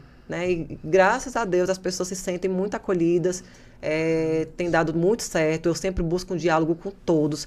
Cheguei em Boa Viagem, já chamei para uma reunião, Centro de Referência da Mulher, CREAS, CRAS, e foi uma das coisas que eles falaram para mim, né? Como é importante esse momento. A gente queria falar com a juíza, mas achava que não ia conseguir. Gente, aqui, o que vocês precisarem, principalmente porque eu atuo dentro da vara da infância e adolescente, que eu fico com a parte civil e ECA, né? Criança e adolescente, atos infracionais e tudo. Então, o que tiver acontecendo, né? Problemas com as crianças, violações de direitos, procurem a gente. Né? Se não for a gente para dar esse suporte, quem vai ser? Né? Então, é esse o papel que eu vejo. É um trabalho de formiguinha, mas é importante que seja feito, né? Acredito muito nisso. Basicamente é isso, né? Acho que Parabéns. Levar para replicar, que é o mais importante, a gente conseguir replicar essa ideia de que a gente pode fazer a diferença, né? E combater essas violências tão desumanas, né? Principalmente aí com crianças e adolescentes, que se perdem no meio do caminho e podem acabar perdendo suas vidas por traumas e gerando mais um trauma dentro do próprio judiciário, que seria o local para acolher. Ou as sequelas psicológicas. Isso. Como você disse, tem criança que é abusada desde dos 5, 6 demais. anos de idade até os 16 anos. Até esqueci de falar também que dentro desse projeto que foi feito no município, eu também criei lá um projeto de lei para ser criada uma sala de acolhimento para as vítimas e familiares. Então, o prefeito, né, no município, já tinha um psicólogo que ele ia disponibilizar, assistente social, tudo para essa sala, para quando uma vítima precisasse desse suporte de acompanhamento psicológico, ter essa sala com essa equipe para lhe dar atendimento com acolhimento, né? Então, foi aprovada a lei por unanimidade lá no município e é mais uma ação para as vítimas entenderem que podem ser acolhidas pelo município onde elas residem, né? Ter garantias, se sentirem acolhidas, se sentirem protegidas e que vão saber que seus direitos serão resguardados pelo Poder Judiciário. Porque tem muito município que não tem, né, uma comarca próxima, ele tem que se deslocar de uma cidade para outra. E não tem psicólogos para atender, né? Então, essa sala de acolhimento era mais nesse sentido de aquela vítima, ou a própria família, né? A mãe, ou o próprio agressor. Às vezes a pessoa tem um problema e não consegue compartilhar, que ele possa procurar esse local e aí participar de rodas de conversa, né? De círculos ali com psicólogo, dando apoio, dependendo do grau que a pessoa esteja, semanal ou diário, né? Então, só de saber que tem esse acolhimento, que tem esse local, né, já muda muito, porque eles não sabem nem para onde recorrer. Quem eu vou procurar? Eu estou precisando de ajuda, a vítima passou por um abuso, eu vou procurar quem? Então, um psicólogo que ajude naquele contexto para minimizar aqueles danos, né, já ajuda muito, né? É uma diferença gritante que a gente tem feito lá. E tem ajudado muitas crianças, muitos adolescentes, porque o judiciário tem que agir tanto prevenindo, porque a repressão só não basta, né? Eu vejo que a gente se preocupa muito em reprimir. Vou julgar, condenar, mas não é só isso. A base está bem aqui, nessa logística do município. Porque se existe uma proteção aqui pela rede de assistência, né? Conselho Tutelar, assistência social, CREAS, CRAS, as pessoas sendo bem acolhidas aqui, a criminalidade vai diminuir. Porque vão ter informações, vão ter assistência, vai ter apoio psicológico, vai ter apoio do município, vai ter apoio da saúde. Então, sem isso aqui bem feito, bem estruturado, a criminalidade só aumenta, o Poder Judiciário só aumenta o número de processos e nunca vai resolver o problema, a causa. Então, tem que pensar aqui no comecinho para resolver o final. Causa e consequência, exatamente, né? Você tem que remediar. Doutora, uma pergunta que eu queria lhe fazer. Qual é a dificuldade da doutora na hora de efetuar o interrogatório, no caso, né? Depoimento da criança, interrogatório do réu. Como é que eu posso... Deixa eu usar o termo correto. No momento da entrevista? Os crimes sexuais contra criança e adolescente, eles são crimes, como regra, praticados às ocultas. Você não tem... O abusador, ele tem muito cuidado de não deixar provas e não tem câmera. Ele faz em locais... É diferente, às vezes, de um roubo que tem uma câmera, um homicídio que tem uma câmera que filmou. Ali está muito claro a autoria delitiva. Nesses crimes, eles são perpetrados às ocultas como regra. E por isso a jurisprudência dos tribunais há muito tempo entende que a palavra da vítima, ela tem um valor preponderante na hora de condenar um indivíduo pela prática desse crime. Porque a vítima só estava ela lá e ela tem uma preponderância, né? E aí, agora, às vezes a vítima, não há o exame do corpo de delito, né? O delegado determina, não detecta. Então não houve a ruptura imenal, não houve a laceração anal, não houve nenhum tipo de lesão nos órgãos genitais da criança. Mas o crime, conforme o artigo 217A do Código Penal brasileiro, basta algum toque. Então, se ele tocou, se ele colocou a criança para masturbar, ali já configurou o estupro de vulnerável. Sim. Como que a doutora consegue, às vezes uma criança de 4, 5 anos, colher esse depoimento da vítima e ter a segurança, porque enquanto julgadora, a doutora tem que ser imparcial e tem que seguir os ditames da lei, que é, na dúvida, em dúbio, pro réu. Como que a doutora consegue, eu acredito que a doutora, muito correta nas suas posições, tem muito cuidado de não colocar um inocente na cadeia. O inocente, a pena é uma pena pesada, se não me engano, de 8 a 15 ainda? 8 a 15? Pena mínima, né? Pena mínima, né? De 8 a 15 anos. Então, do estupro de vulnerável. Então, como que a doutora consegue ter aquela segurança de ouvir o depoimento da vítima e dizer, não, aqui eu formei minha convicção, que a senhora é o estado do juiz, doutora. A senhora forma a sua convicção e diz, aqui estou convicta de que ele praticou o crime, vou condenar. Não, esse aqui se pairar uma dúvida, tem que absolver. Como que a doutora consegue ter essa segurança na hora de proferir os seus éditos condenatórios ou absolutórios?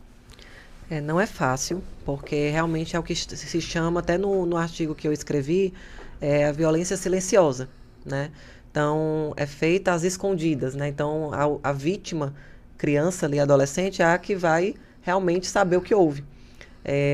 O relato dela para a mãe, geralmente, né? Ela vai contar para a mãe ou algum vizinho ou avó, né? Vai ouvir esse relato e aí vai procurar o conselho tutelar. Geralmente é esse caminho que tem. Mas é a palavra da vítima. E muitas vezes é uma criança que, se passar muito tempo, ela não vai mais nem lembrar exatamente como exatamente aconteceu, vai saber que houve, né? Que às vezes a criança muda comportamento.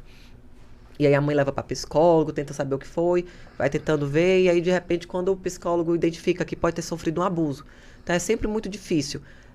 Nos depoimentos especiais que eu venho acompanhando, né, nas audiências, crianças ali em torno de 5, 6 anos, quando elas conseguem lembrar e falam, elas falam detalhes. Falam. Inclusive essa menina que eu contei no começo, né, que ela não lembrava o nome, pediu para falar comigo. Quando ela veio falar comigo, ela lembrou o nome completo dele. Completo. E eu disse assim, olha, falei para a entrevistadora, leva ela de volta para a sala para ela conseguir falar isso sendo gravado, para o advogado ouvir, né, para o MP. Eu falei com ela, olha, eu tô aqui desse lado aqui na sala, né? Você fica com a entrevistadora lá rapidinho. Quando terminar, você vem para cá e a gente conversa. Você conversa comigo, a gente vai comer um lanche. Aí lá, tá certo. Então ela ficou à vontade, voltou para a sala. Né? Eu tento gerar uma situação confortável para ela, né? Porque eu sei como é difícil. E ela tá ali, né? Então, quando ela foi lá para a sala, ela não começou falando o nome. Eu fico sempre na torcida, assim, porque a gente fica apreensivo porque é importante esse relato. Então, se ela não fala ali naquele momento, é mais difícil ainda para mim, para eu conseguir julgar, né? Então, se não tiver elementos, quando a criança não fala, eu não consigo, né? Não consigo olhar, porque às vezes as próprias outras provas não, assim, as outras provas não tem muitos elementos que eu consiga chegar ali e acaba que vai ficar na impunidade mesmo, né? Infelizmente. Mas o que tem acontecido? As crianças, nesse caso dessa menina, ela voltou lá para a sala de entrevista, a psicóloga, né? A entrevistadora foi falando com ela, desenvolvendo novamente o raciocínio, porque eles têm, a importância do entrevistador é incrível, porque eles têm tantas técnicas que eles vão falando com a criança, perguntando o que ela gosta, o que foi que ela fez de legal, e a criança vai se soltando, vai falando e começa a falar. E aí, quando foi de repente, ela disse, é o nome que eu falei para a juíza, e não falou mais o nome. Aí eu fiquei assim, não, ela vai falar. Aí ela foi desenvolvendo, continuou conversando, aí ela, lembrei, aí falou o nome dele completo. Aí pronto, a partir daí falou que ele, um vizinho, que ficava aqui atrás dela, pegando, falava tudo, detalhes, né? Então, com isso aí que ela foi falando, o advogado foi ouvindo, né? O Ministério Público ficou satisfeito já, porque a gente viu que tudo que ela falou estava igual ao que ela já tinha falado na delegacia, que não era nem para ter sido ouvida na delegacia, né? Com esse projeto já é para tirar essa escuta lá, porque lá não vai ter, assim, não tem estrutura. E o delegado, ele não tem, tanta gente chegando lá direto, a técnica também, não tem como ouvir aquela criança. Então, ela é ouvida no primeiro Ele não momento tem- pelo conselho tutelar. E ele não tem, por exemplo, se o abusador é um pai, um tio, essa criança, quando ela chega na delegacia, o delegado tá lá com flagrante um do lado do outro para fazer. Não dá. Chegando não tem gente estrutura. algemada. Como Não que tem. essa criança vai se sentir com a tranquilidade necessária para dar... Meu tio vai preso? Meu pai vai preso? E o pior, Meu... é um ambiente masculino. Os próprios delegados comentam, né? Não tem mulher. É raro ter mulher. Lá no interior não tem mulher. Assim, nos interiores que eu participei, que eu atuei, não tem mulher. Então a criança chega e já vê um homem, que foi um abusador dela, ou um outro homem. Então qual é assim, Segurança que a ela segurança vai sentir. e o acolhimento que ela vai ter nesse ambiente? Então não era nem para ela ter sido ouvida aí, mas foi. E tudo que ela relatou foi a mesma forma como ela falou em juízo, no depoimento, né, com contraditório e ampla defesa. E isso ajuda muito. Então não é só o relato dela, né? A gente tem que avaliar as outras provas. E a questão da relação sexual, né, como diz o próprio artigo, é qualquer ato libidinoso. E muitas vezes as crianças não têm rompimento, né? Acontece por conta da elasticidade, enfim, tem várias explicações científicas mesmo. E muitos vêm lá no laudo, elas fazem o laudo, mas não tem. Por quê? Porque não é necessariamente, a jurisprudência do STJ já é bem clara nesse sentido, não precisa. Né? Ainda que tenha, às vezes acontece realmente a relação sexual mesmo, a conjunção carnal, não houve o rompimento, mas teve a conjunção, né? Mas não precisa disso. É dispensável. Então são as outras provas, é o contexto, os outros elementos, né? Testemunhas que ela contou para a avó. Então, não falou diferente, a narrativa dela. E criança nessa idade, geralmente, pelo que eu acompanho, pelo que eu vejo nos processos, elas não conseguem mentir. Porque elas têm técnicas que vão falando antes, se eu digo que essa cor é vermelha, se você está com um vestido rosa e eu digo que é vermelho, você diz que eu estou falando a verdade ou mentira? Ela, mentira.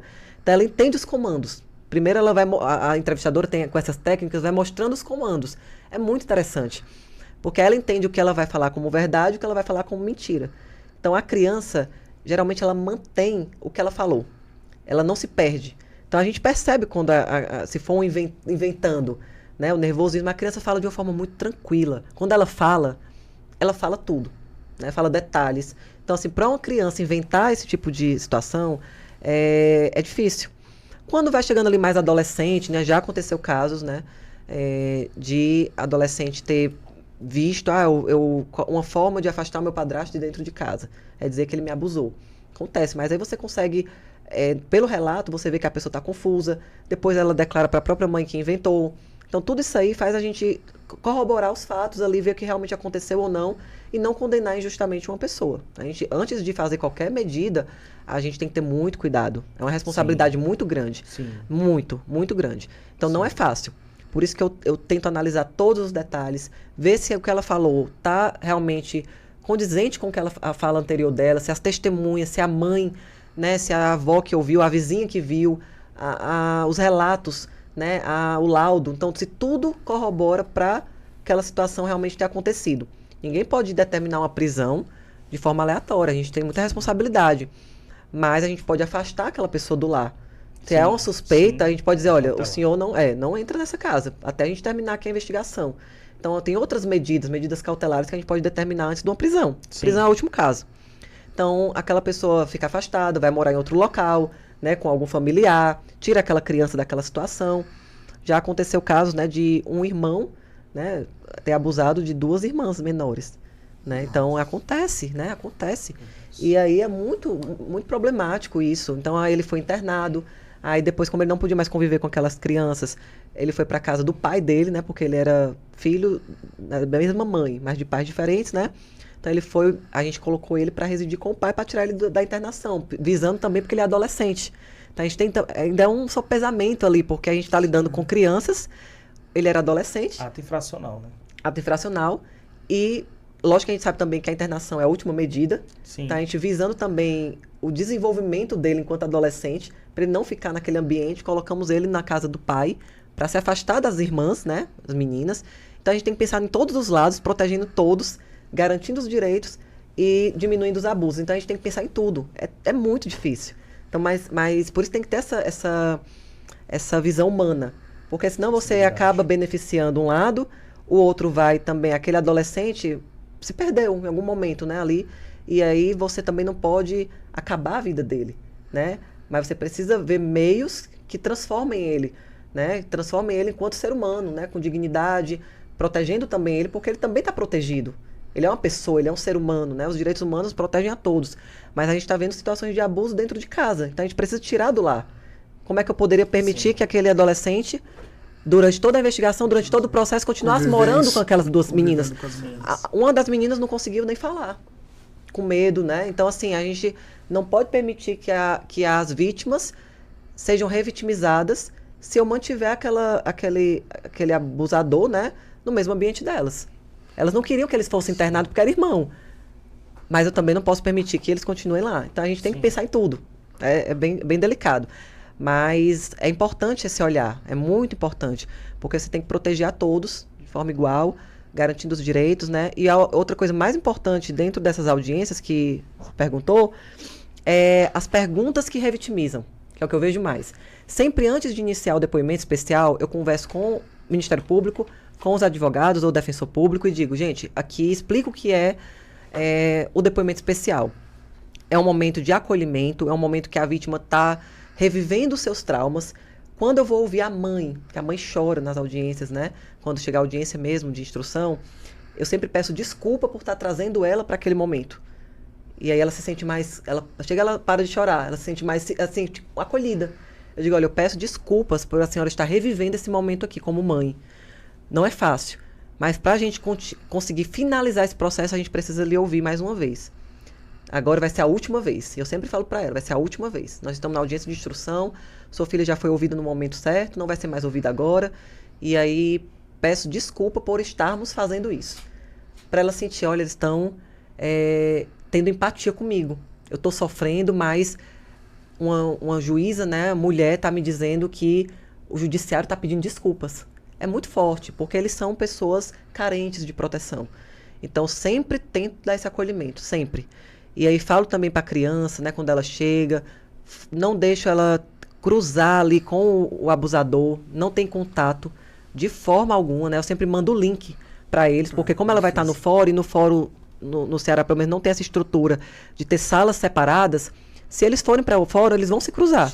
Então, não tem como, eu não permito. Então, eu mando os links. E ele não vai estar no fórum. E se ela não quiser que ele esteja presente, eu ainda digo que ele não pode, fica o advogado representando.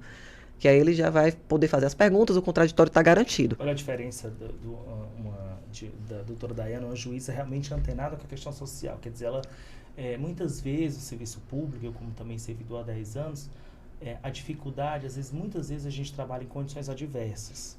Muito. E aí, você, enquanto servidor, você não tem que ficar reclamando ou procurando culpados. Você tem que encontrar soluções. E aí, ela não tem condição lá no fórum, mas ela tem a condição de, eu vou mandar o link, você não vem, a criança vem para não encontrar. Assim. E respeita o direito da ampla defesa. E respeita a ampla defesa e o contraditório. E eu sempre peço autorização para o advogado. Eu digo, olha, doutor, a criança não quer que ele participe, por mais que seja remoto, porque ela sabe da presença dele. E a lei diz que a criança tem que saber o que está acontecendo, não está enganando, ela não está falando ali sem saber o que está acontecendo. Então, a entrevistadora fala, olha, aqui está o Ministério Público, está a juíza na outra sala, vai estar o advogado, você quer que o fulano de tal, né, a pessoa, participe da audiência, seu pai participe, ou a pessoa que, enfim. Ela diz, não quero.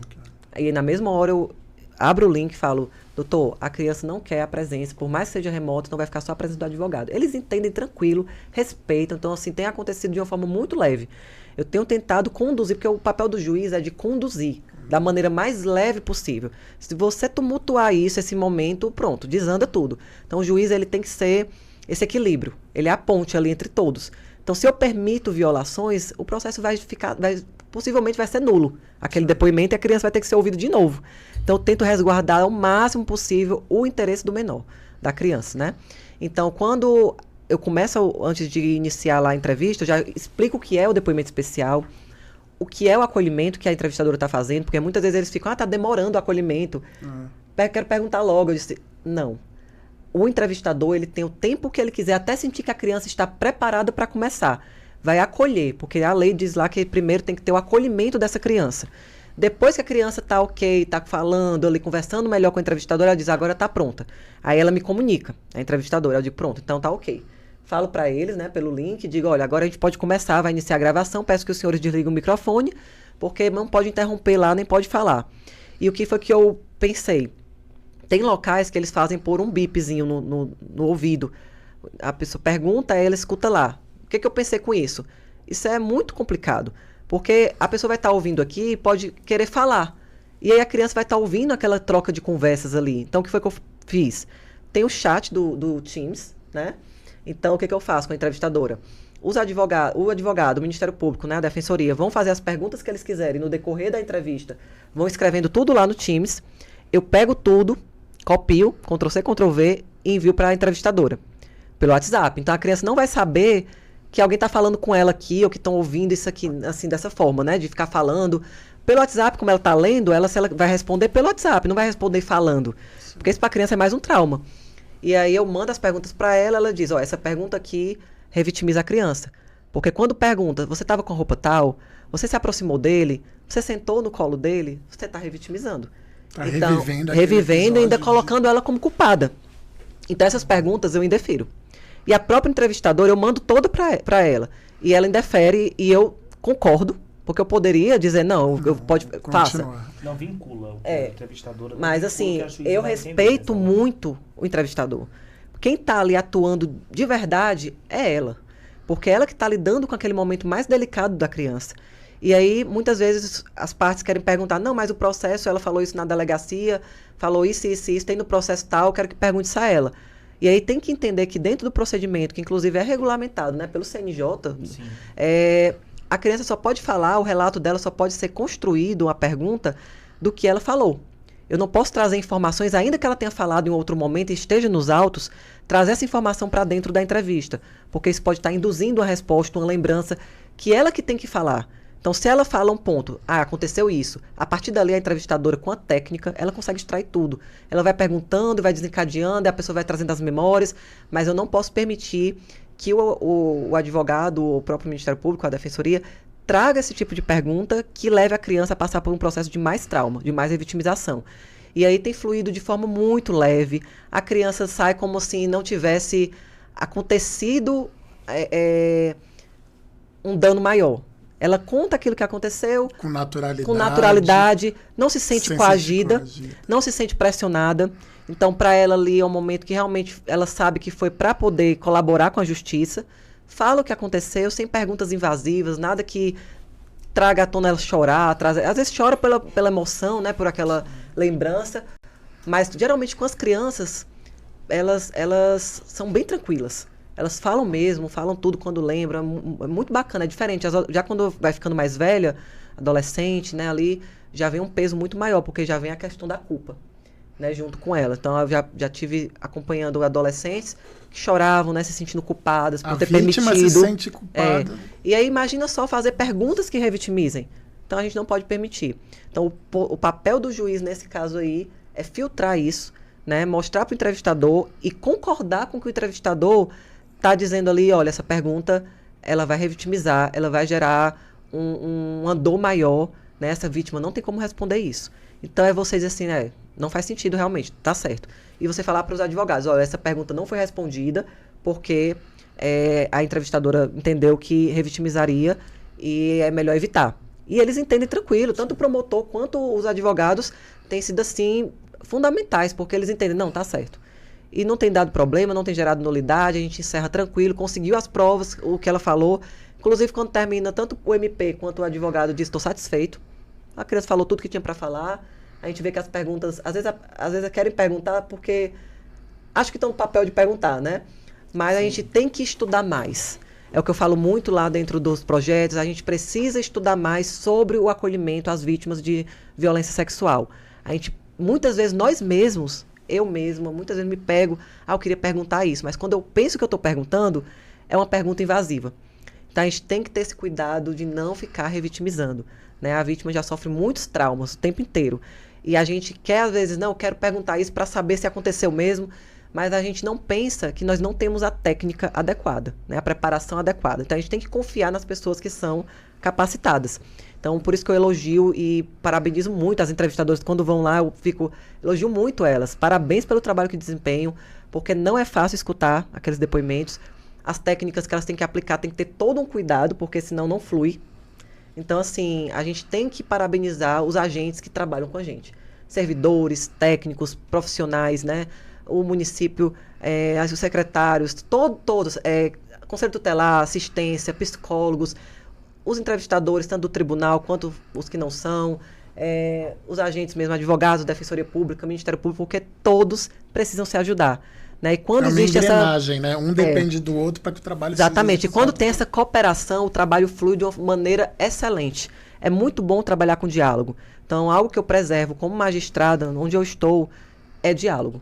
Né? Quando a gente tem diálogo, a gente consegue cooperar. Né? E quando coopera, as coisas fluem da melhor forma possível, sem gerar trauma, sem gerar medos, e ao contrário, fazendo um efeito reverso, que é de mostrar que o judiciário está ali protegendo, né? Que para mim, assim, é fundamental. Sim. Mas é isso. E tem duas questões que eu acho muito importantes, que são os canais de denúncia. Sim. Eu lembro que antigamente, na década de 70, de 80, não existia aplicativo. Nada. Pessoas não tinham nem sequer um telefone, né, para fazer uma denúncia de casa. E isso avançou bastante. Sim. Isso impacta diretamente, né, no aumento de denúncias que ocasionou o Poder Judiciário. Mesmo que, como você disse, né, tem em outras cidades dificuldade de denunciar. Eu queria saber como que é o avanço das denúncias, como que um vizinho que presencia, né, abuso infantil, ou uma professora, ou alguém pode denunciar, qual que é o canal mais seguro. Ele procura o Ministério Público, ele procura o ECA, que é da criança e adolescente. Qual é o melhor caminho? Então, exatamente desenvolvendo junto com esse projeto, todos nós somos canais para denunciar. Então, as pessoas têm que se sentir seguras com todas as instituições. Geralmente, né, tem acontecido com o Conselho Tutelar, né, que acompanha essas famílias, né, então as famílias vão até o Conselho Tutelar. Só que um Conselho Tutelar que esteja despreparado para receber essa denúncia, não vai saber para onde seguir. Então, é por isso a importância dessa cooperação interna, né, porque é o Conselho Tutelar recebendo essa denúncia. No município, as pessoas recorrem muito ao Conselho Tutelar, muito. E os professores, eles percebem. Então, os professores também formam o Conselho Tutelar. E aí, o Conselho Tutelar, os professores, eles levam através da escuta especializada, porque vão chamar aquela família, aquela criança para ouvir, leva essa informação para o delegado, para o Ministério Público.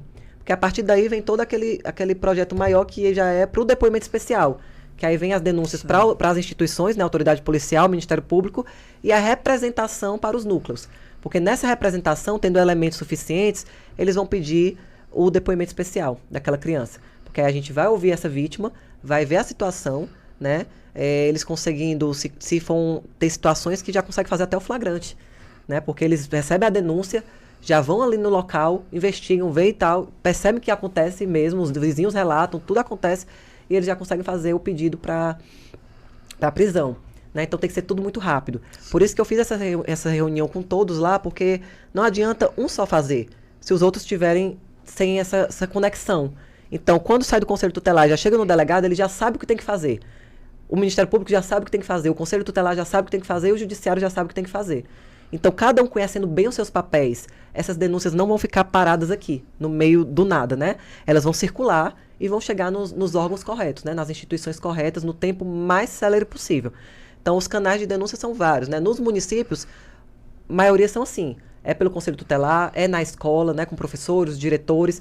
Por isso a importância da informação. Quando a gente entra nas escolas e fala para os professores, quando acontecer essa situação, procura o Ministério Público, procura o Conselho Tutelar para chamar essa vítima para ouvir. Traga o psicólogo para dentro da escola para ouvir essa criança e fazer o relato. Todos eles lá, inclusive foi uma determinação nessa reunião, eles têm esse relatório. Porque se a criança quiser falar para o professor vai preencher. Não vai precisar mandar lá para o conselho, pode ter uma demora e pode ser que a criança nem vá lá, porque a mãe não quis levar. Então a criança às vezes sente uma confiança na professora e vai querer relatar o que aconteceu em casa. Então a professora imediatamente, já estando preparada para aquela situação, porque é isso a importância da preparação e da informação. Ela vai preencher aquele relatório com o relato da criança, envia para o Conselho Tutelar, ou então envia para o delegado, e aí vai fazer acontecer, né, o processo. Então é importante que as pessoas tenham conhecimento e informação, que a partir daí flui. né? A É muito doutora importante. trouxe aqui uma questão importante, né, que é a questão da escola. A escola tem um papel primordial na constatação da prática desses crimes, fundamental, né? E o professor, principalmente, né, o profissional da educação, porque o que acontece muitas vezes? A criança, ela tem uma dificuldade de aprendizagem, ela começa a não querer ir para a escola, né? Muda o comportamento. Muda o comportamento. Um A partir de aprendizado. a partir de um problema na aprendizagem ali na escola, no seio escolar, muitas vezes ali está o indício da prática de crimes contra criança e adolescente, né? Então, Isso. a importância Do da direcionamento. escola, do direcionamento dos secretários de educação municipais e estaduais estarem atentos a esse Isso. tipo de situação para capacitar os professores e colocarem psicólogos, assistentes sociais Dentro das escolas. Isso é exatamente o que a gente trouxe nesse projeto, porque se não tivesse apoio institucional mesmo, né, não vai funcionar. A denúncia não chegaria. Não vai funcionar. E não estava chegando. Tinham muitos casos que não estavam chegando. Por conta disso, né? Pelo medo, falta de informação, por não saber a quem recorrer, para onde levar aquela denúncia. Então, isso era uma dificuldade muito grande lá no município, sem dúvidas. E uma dúvida que assim, é muito importante que a gente comentou nos bastidores é a questão da curatela, né? Muitas mães são coniventes porque têm dependência emocional, Isso. financeira. E aí o que acontece com essa criança? Quando você retira a guarda da mãe, ela vai para um abrigo, ela vai para algum lugar, ela fica disponível à adoção para outras famílias. Como é que funciona esse trâmite? É bem difícil, né? O Ministério Público, geralmente, quando percebe que a mãe é omissa nos crimes, vai denunciar, né, essa mãe junto também com o abusador, eventualmente o padrasto, né, o pai, enfim. Porque é conivente com o crime. Isso, porque está sendo omissa na responsabilidade, né, de proteção. E muitas vezes sabem, né? Mas isso exige uma investigação, porque a perda do poder familiar, ela é o extremo. Sim. Né? Mas se percebe que a mãe, né, numa situação limite ali, não está realmente protegendo aquela criança, seu filho. E a criança relata na entrevista também, né? Relata. Minha mãe sabe, não viu. Aí geralmente não o Ministério Público vai representar e pedir para que aquela criança seja colocada na família extensa, colocada com o tio, a avó. Geralmente a prioridade é a família, manter com a família. Né? Se não tiver ninguém, né, em último caso é que aquela criança vai ser levada para um abrigo, porque realmente é bem um abalo ainda maior para aquela criança ser retirada do seu lar. Né? Então a gente coloca isso como em último caso. Então geralmente vai para ficar ali um tempo com a família, né? Com a avó, com a tia, com alguém que consiga proteger durante o trâmite do processo, até conseguir ter realmente elementos suficientes, né? Provas suficientes para identificar que aquela mãe foi responsável, né? Junto com o abusador, enfim. Porque a gente não pode também tomar medidas precipitadas. Então tem que ter esse cuidado. Então as medidas cautelares sempre serão o caminho mais Antes seguro. do extremo, Isso. que é a perca Sempre da a gente tem que ter guarda. esse cuidado, porque a perda a perda do poder familiar é um dano ainda maior para aquela criança. Muito maior. Porque a criança tem um vínculo, por mais que a mãe não esteja protegendo, mas é o vínculo que ela se sente protegida é a mãe. E aí é o que mais dói na gente é ver que a pessoa que ela confia, né, a família, não está ali para lhe proteger. Né? Isso é o mais doloroso, porque geralmente os casos de abuso acontecem, né, como a gente disse no início, dentro de casa, né, com a própria família.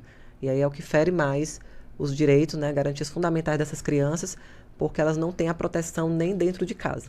Né? E o psicológico dela, para elas conviverem em sociedade, se socializar com Muito as outras difícil. crianças, é algo que, né? Porque ela fica Se torna uma criança retraída, precisando de Foi. acompanhamento psicológico, e muitas vezes não tem dinheiro, né, para pagar um psicólogo, e às vezes o município não tem a estrutura de dar esse acompanhamento para várias pessoas. Então, é um Então aí por isso que vem a questão desses projetos, para que o município disponibilize mais psicólogos, mais assistentes. Então é você... mais abrigos sociais. E você falar com o município e dizer assim, olha, a gente precisa fazer isso. Né? O Poder Judiciário está fazendo isso e o município precisa ajudar, precisa colaborar, porque isso é um papel realmente do Executivo. E aí o Judiciário, quando eu faço isso, é tentando trazer o apoio do Judiciário e levando o Judiciário, aproximando o Judiciário das políticas públicas da sociedade, que é um papel do Executivo. Né? Mas a gente tenta, enquanto judiciário, vendo as demandas sociais, os processos que chegam a gente refletem a sociedade.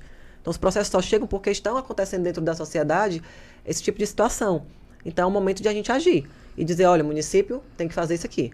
Né? Então, precisa de apoio para essas crianças, precisa de apoio para esses adolescentes, porque, querendo ou não, é o futuro do município que está ali em jogo. Né? Então, se eles não protegem quanto as crianças e adolescentes, esses adultos podem entrar na criminalidade, facções, enfim. E é um prejuízo muito maior. Né? Um prejuízo muito maior para o município pequeno, né? ou intermediário. Então, são danos irreparáveis.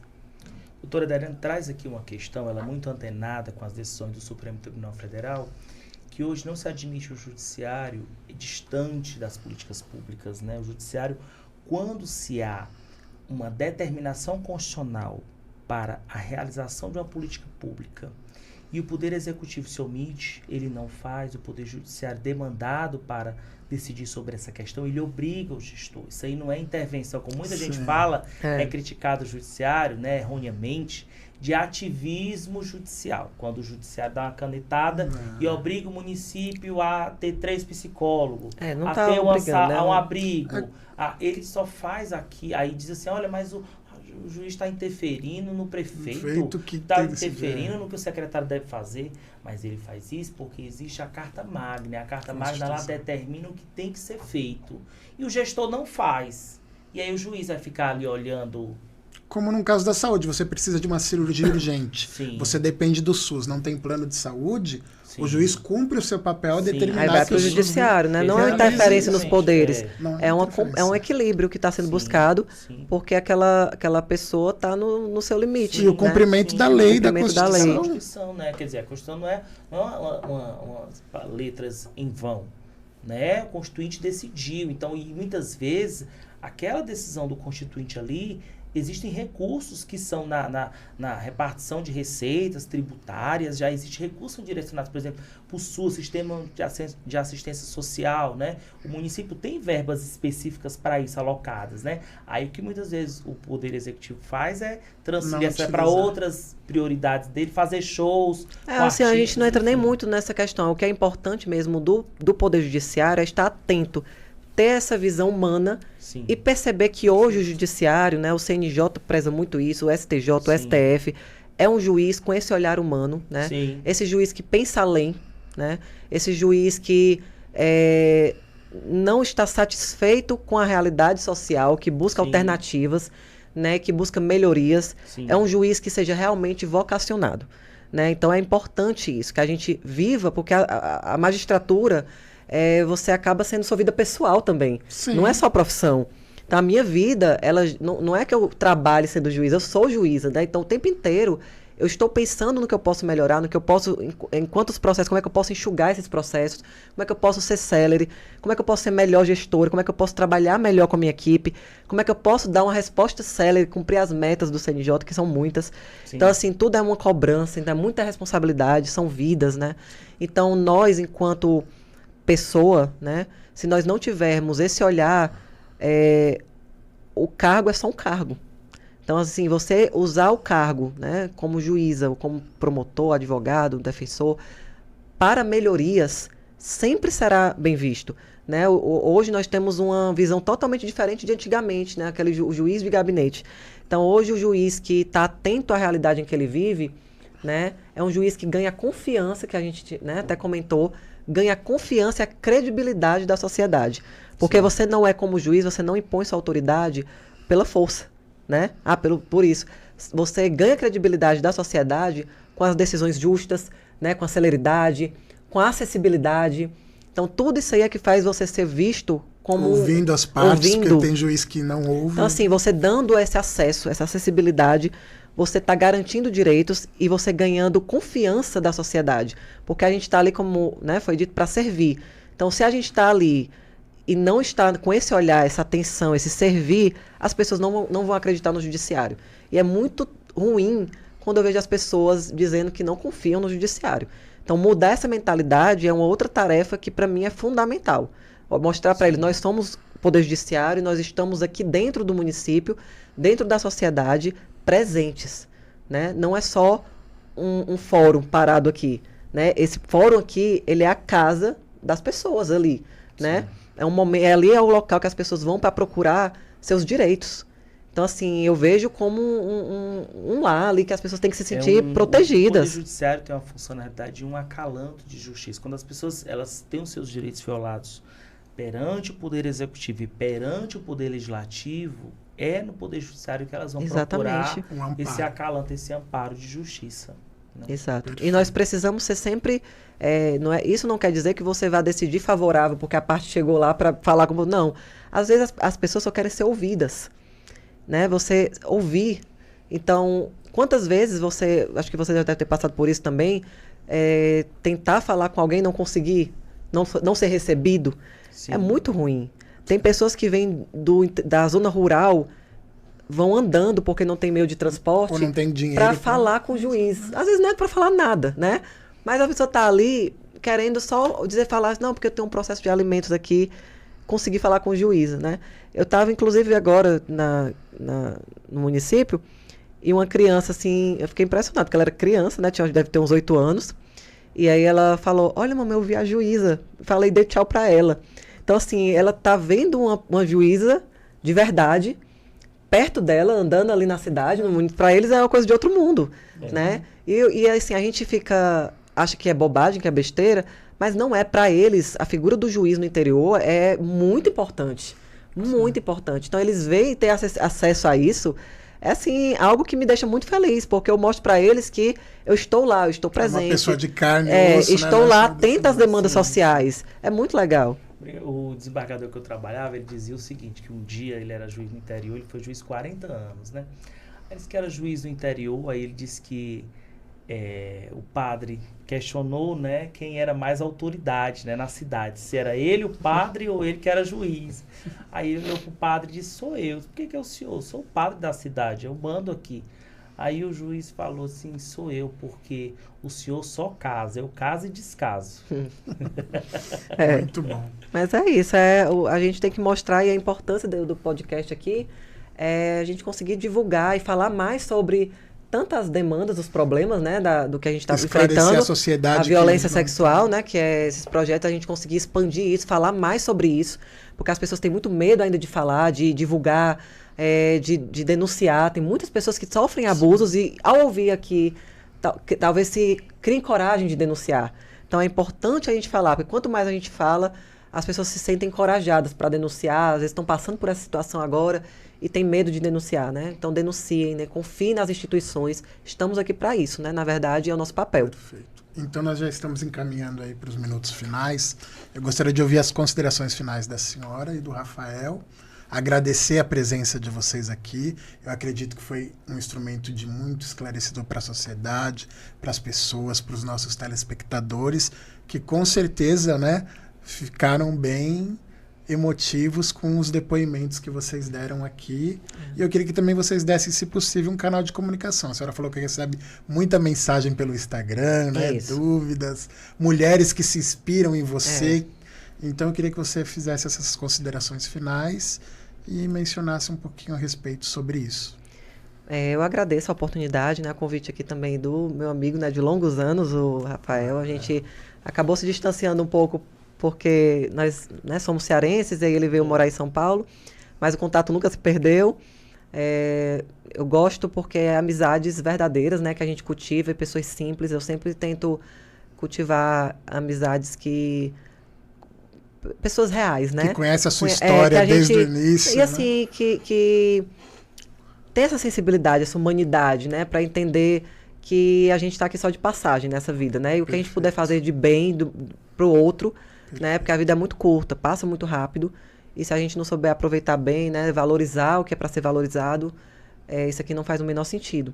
E agradeço realmente a oportunidade por estar falando sobre esses projetos que, para mim, eu até brinco que são um filho para mim, porque eu tenho trabalhado incansavelmente neles, né, falado sobre eles, lutado por eles para que consiga andar, porque não é fácil também. A gente precisa de apoio, precisa de infraestrutura e de todas as pontes, né, para a gente conseguir levar isso adiante, né, levar isso, se Deus quiser, para o Brasil inteiro, né, para replicar essa ideia, que é fundamental, porque eu sei do tanto de casos que a gente acompanha de violência sexual, né, proteger essas crianças, esses adolescentes, essas meninas, né, que vão virar mulheres, que precisam desse apoio para o trabalho, para os estudos, né, acreditar que elas podem, né, essa representatividade, que elas podem trabalhar, podem estudar, que ser mãe não é o fim, né? Dificulta, mas você consegue realizar seus é sonhos. possível, né?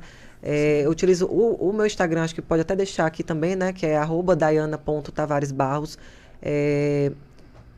Sempre fica com muito acesso, eu sempre respondo. Às vezes eu não consigo responder no tempo, né? Mas sempre busco responder todos. Então tem muitas mulheres que estão lá, que se identificam com essa jornada da profissão, o sonho de ser juíza, né? Outra carreira, cuidar de si, né? A questão da atividade física, ser mãe, né? Ter sua família e dar conta de tudo. Como conciliar e assim, tudo isso? a gente não dá conta de tudo, né? Essa visão, esse mito, as redes sociais passam aquilo que a gente quer. E eu sempre falo, eu não dou conta de tudo, né? Eu coloco lá que estou esgotada, até coloquei um meme essa semana, ainda é quarta-feira, eu já estou desse jeito. Então, assim, é isso, a gente se cansa, a gente fica esgotado, a gente trabalha até meia-noite para dar conta de processos, né? De não perder prazos ali, para não deixar muito tempo sem essa resposta. Então, eu fico preocupada, né? Às vezes eu durmo pensando num processo mais difícil. Então, eu vivo isso de verdade. Então, o Instagram que seja essa ponte também entre a gente, né? Que se precisar falar, né? Precisar compartilhar, às vezes, uma questão pessoal, né? Ou então, tirar dúvidas ou a própria se inspirar, né? Que eu busco trazer o Instagram mais nisso, de mostrar que existe vida real, né? Que nós somos juízes, mas somos humanos, temos família, os filhos ficam doentes, né? A gente tem que dar conta de estar no interior e dar conta dos filhos, dar conta da maternidade, marido, família, pressão, culpa. Então, nós somos humanos. Então, assim, a mensagem que eu quero passar aqui é que a gente precisa lutar, né, o bom combate, né, que eu chamo assim, que não é fácil, mas enquanto instituição, a gente pode fazer a diferença. Às vezes, com uma pessoa, né, ajudando uma pessoa, e eu recebo vários relatos de mulheres que começaram a ir para a academia, atividade física, disse que mudou a vida, porque começou a se cuidar melhor dos filhos, que melhorou o relacionamento em casa com o esposo, então, que voltou a estudar. Muitas mães que disseram assim, olha, eu estava totalmente desacreditada que eu teria capacidade de estudar, e por ver que, né, que eu tinha sido mãe antes de passar em concurso, né, passei na magistratura, mãe. A gente acha que inverte a ordem das coisas, né? Eu era primeiro para passar e depois ser mãe. Só que isso não se escolhe, né? Eu não sabia quando eu iria passar na magistratura. Então, como é que eu poderia esperar, sei lá, se eu não passasse nunca? Então, assim, a vida não para, né? É mais difícil? A gente não está mostrando aqui um mundo aparente do ideal de que a maternidade é fácil. Não é. Mas a gente pode, com o que a gente tem, dentro das nossas possibilidades, sem se comparar, que é o mais importante. Eu falo muito isso no Instagram. Quando a gente se compara, a gente se diminui tanto e atrasa mais ainda o nosso processo. Então, quando eu pensei, não, eu tenho o meu tempo. Pode demorar, posso não passar agora, mas eu quero a magistratura, vou aguardar, vou fazer minha parte, vou estudando aqui aos pouquinhos e vou fazendo minha parte. Quando a gente vai construindo isso, tendo essa ideia de que fazer a nossa parte, né, é o suficiente, sem se comparar com quem tem o dia inteiro para estudar, quem não é mãe. Porque muitas vezes eu aprendi isso vendo quem tem todas as condições perfeitas de estudo, não passa. Acontece. Então, não é o fato de você ter melhores condições de estudar, melhores livros, melhores canetas, né? A gente até brinca, né? As canetas coloridas. Eu estudava pelo celular, colocando minha filha para dormir, ou no tablet, amamentando. Então, eu não conseguia nem sentar numa mesa para estudar. Não tinha como. Então, essas condições perfeitas que pregam na internet, elas têm que ser... Se isso lhe incomodar, faça, inclusive, o favor de não seguir. Porque esse tipo de rede social, de Instagram, que deixa você se sentindo diminuída... essa pessoa estuda 24 horas, ali é só uma foto. Você não sabe como é o restante do dia da pessoa, se ela estuda realmente o que ela está colocando lá. Então, não se iludam com as redes sociais, né? Com as fotos perfeitas, das famílias perfeitas.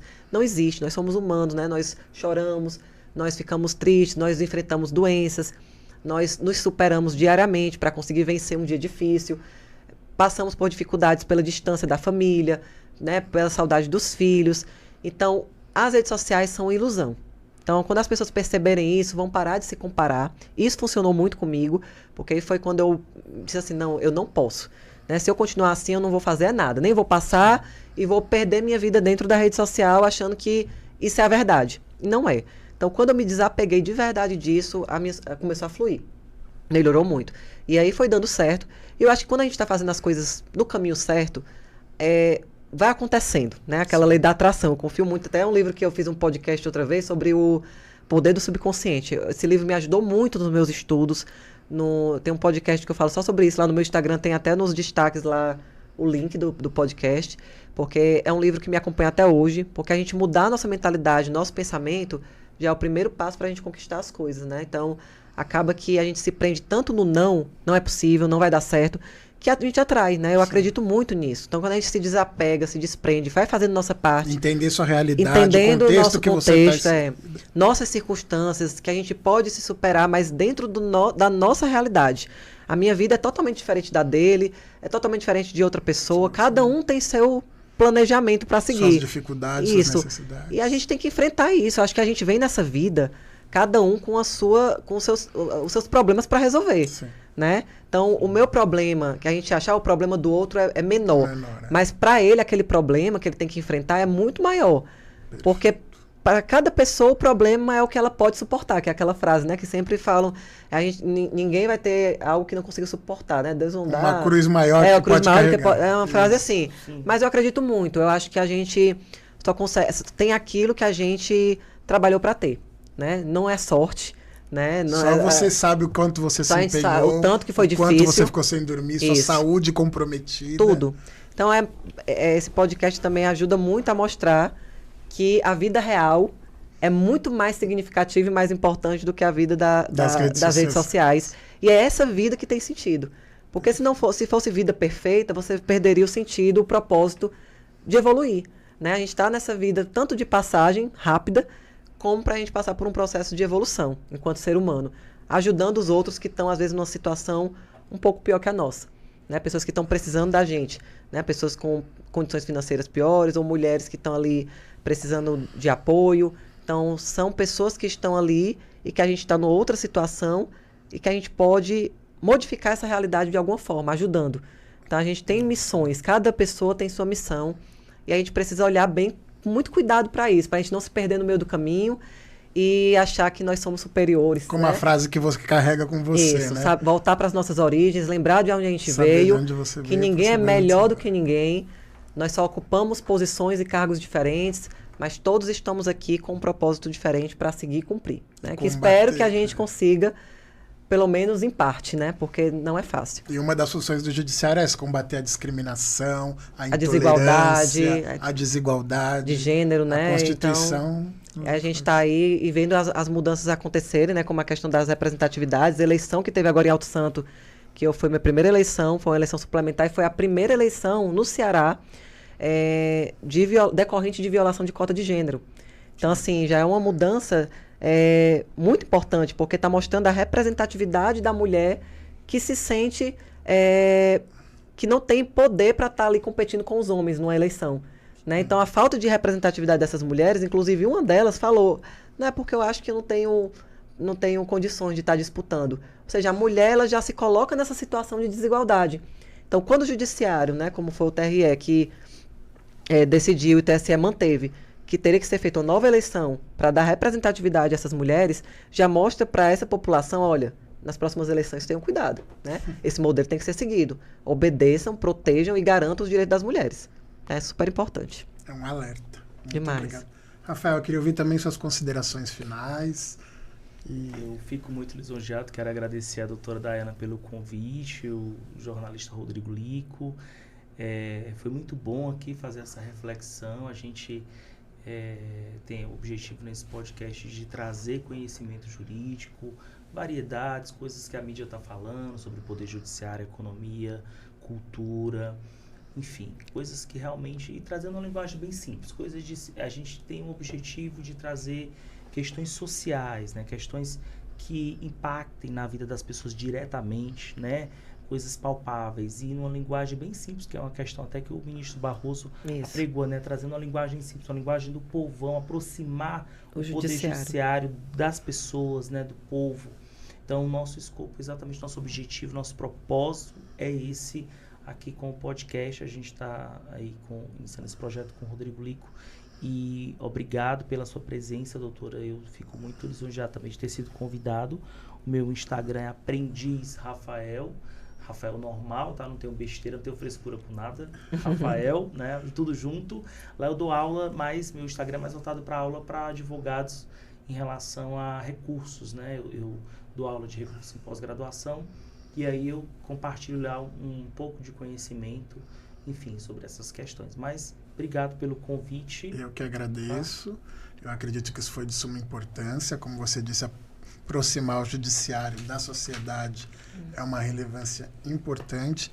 E, infelizmente, poucos magistrados, né, ou por timidez ou por algumas outras características, não gostam muito de estar presentes na mídia. Quero te parabenizar. Sei que você já é uma magistrada nova, mas com um caminho longo aí pela frente, com uma visão tão ampla, né, e diferenciada. Tá de parabéns. Muito obrigado os dois. E próximas edições também, vamos manter contato aí. Novos assuntos, Isso, novos não temas. Não para, né? Não para. O aprendizado é constante, por isso que é aprendiz. Muito obrigado. Obrigado. Obrigada.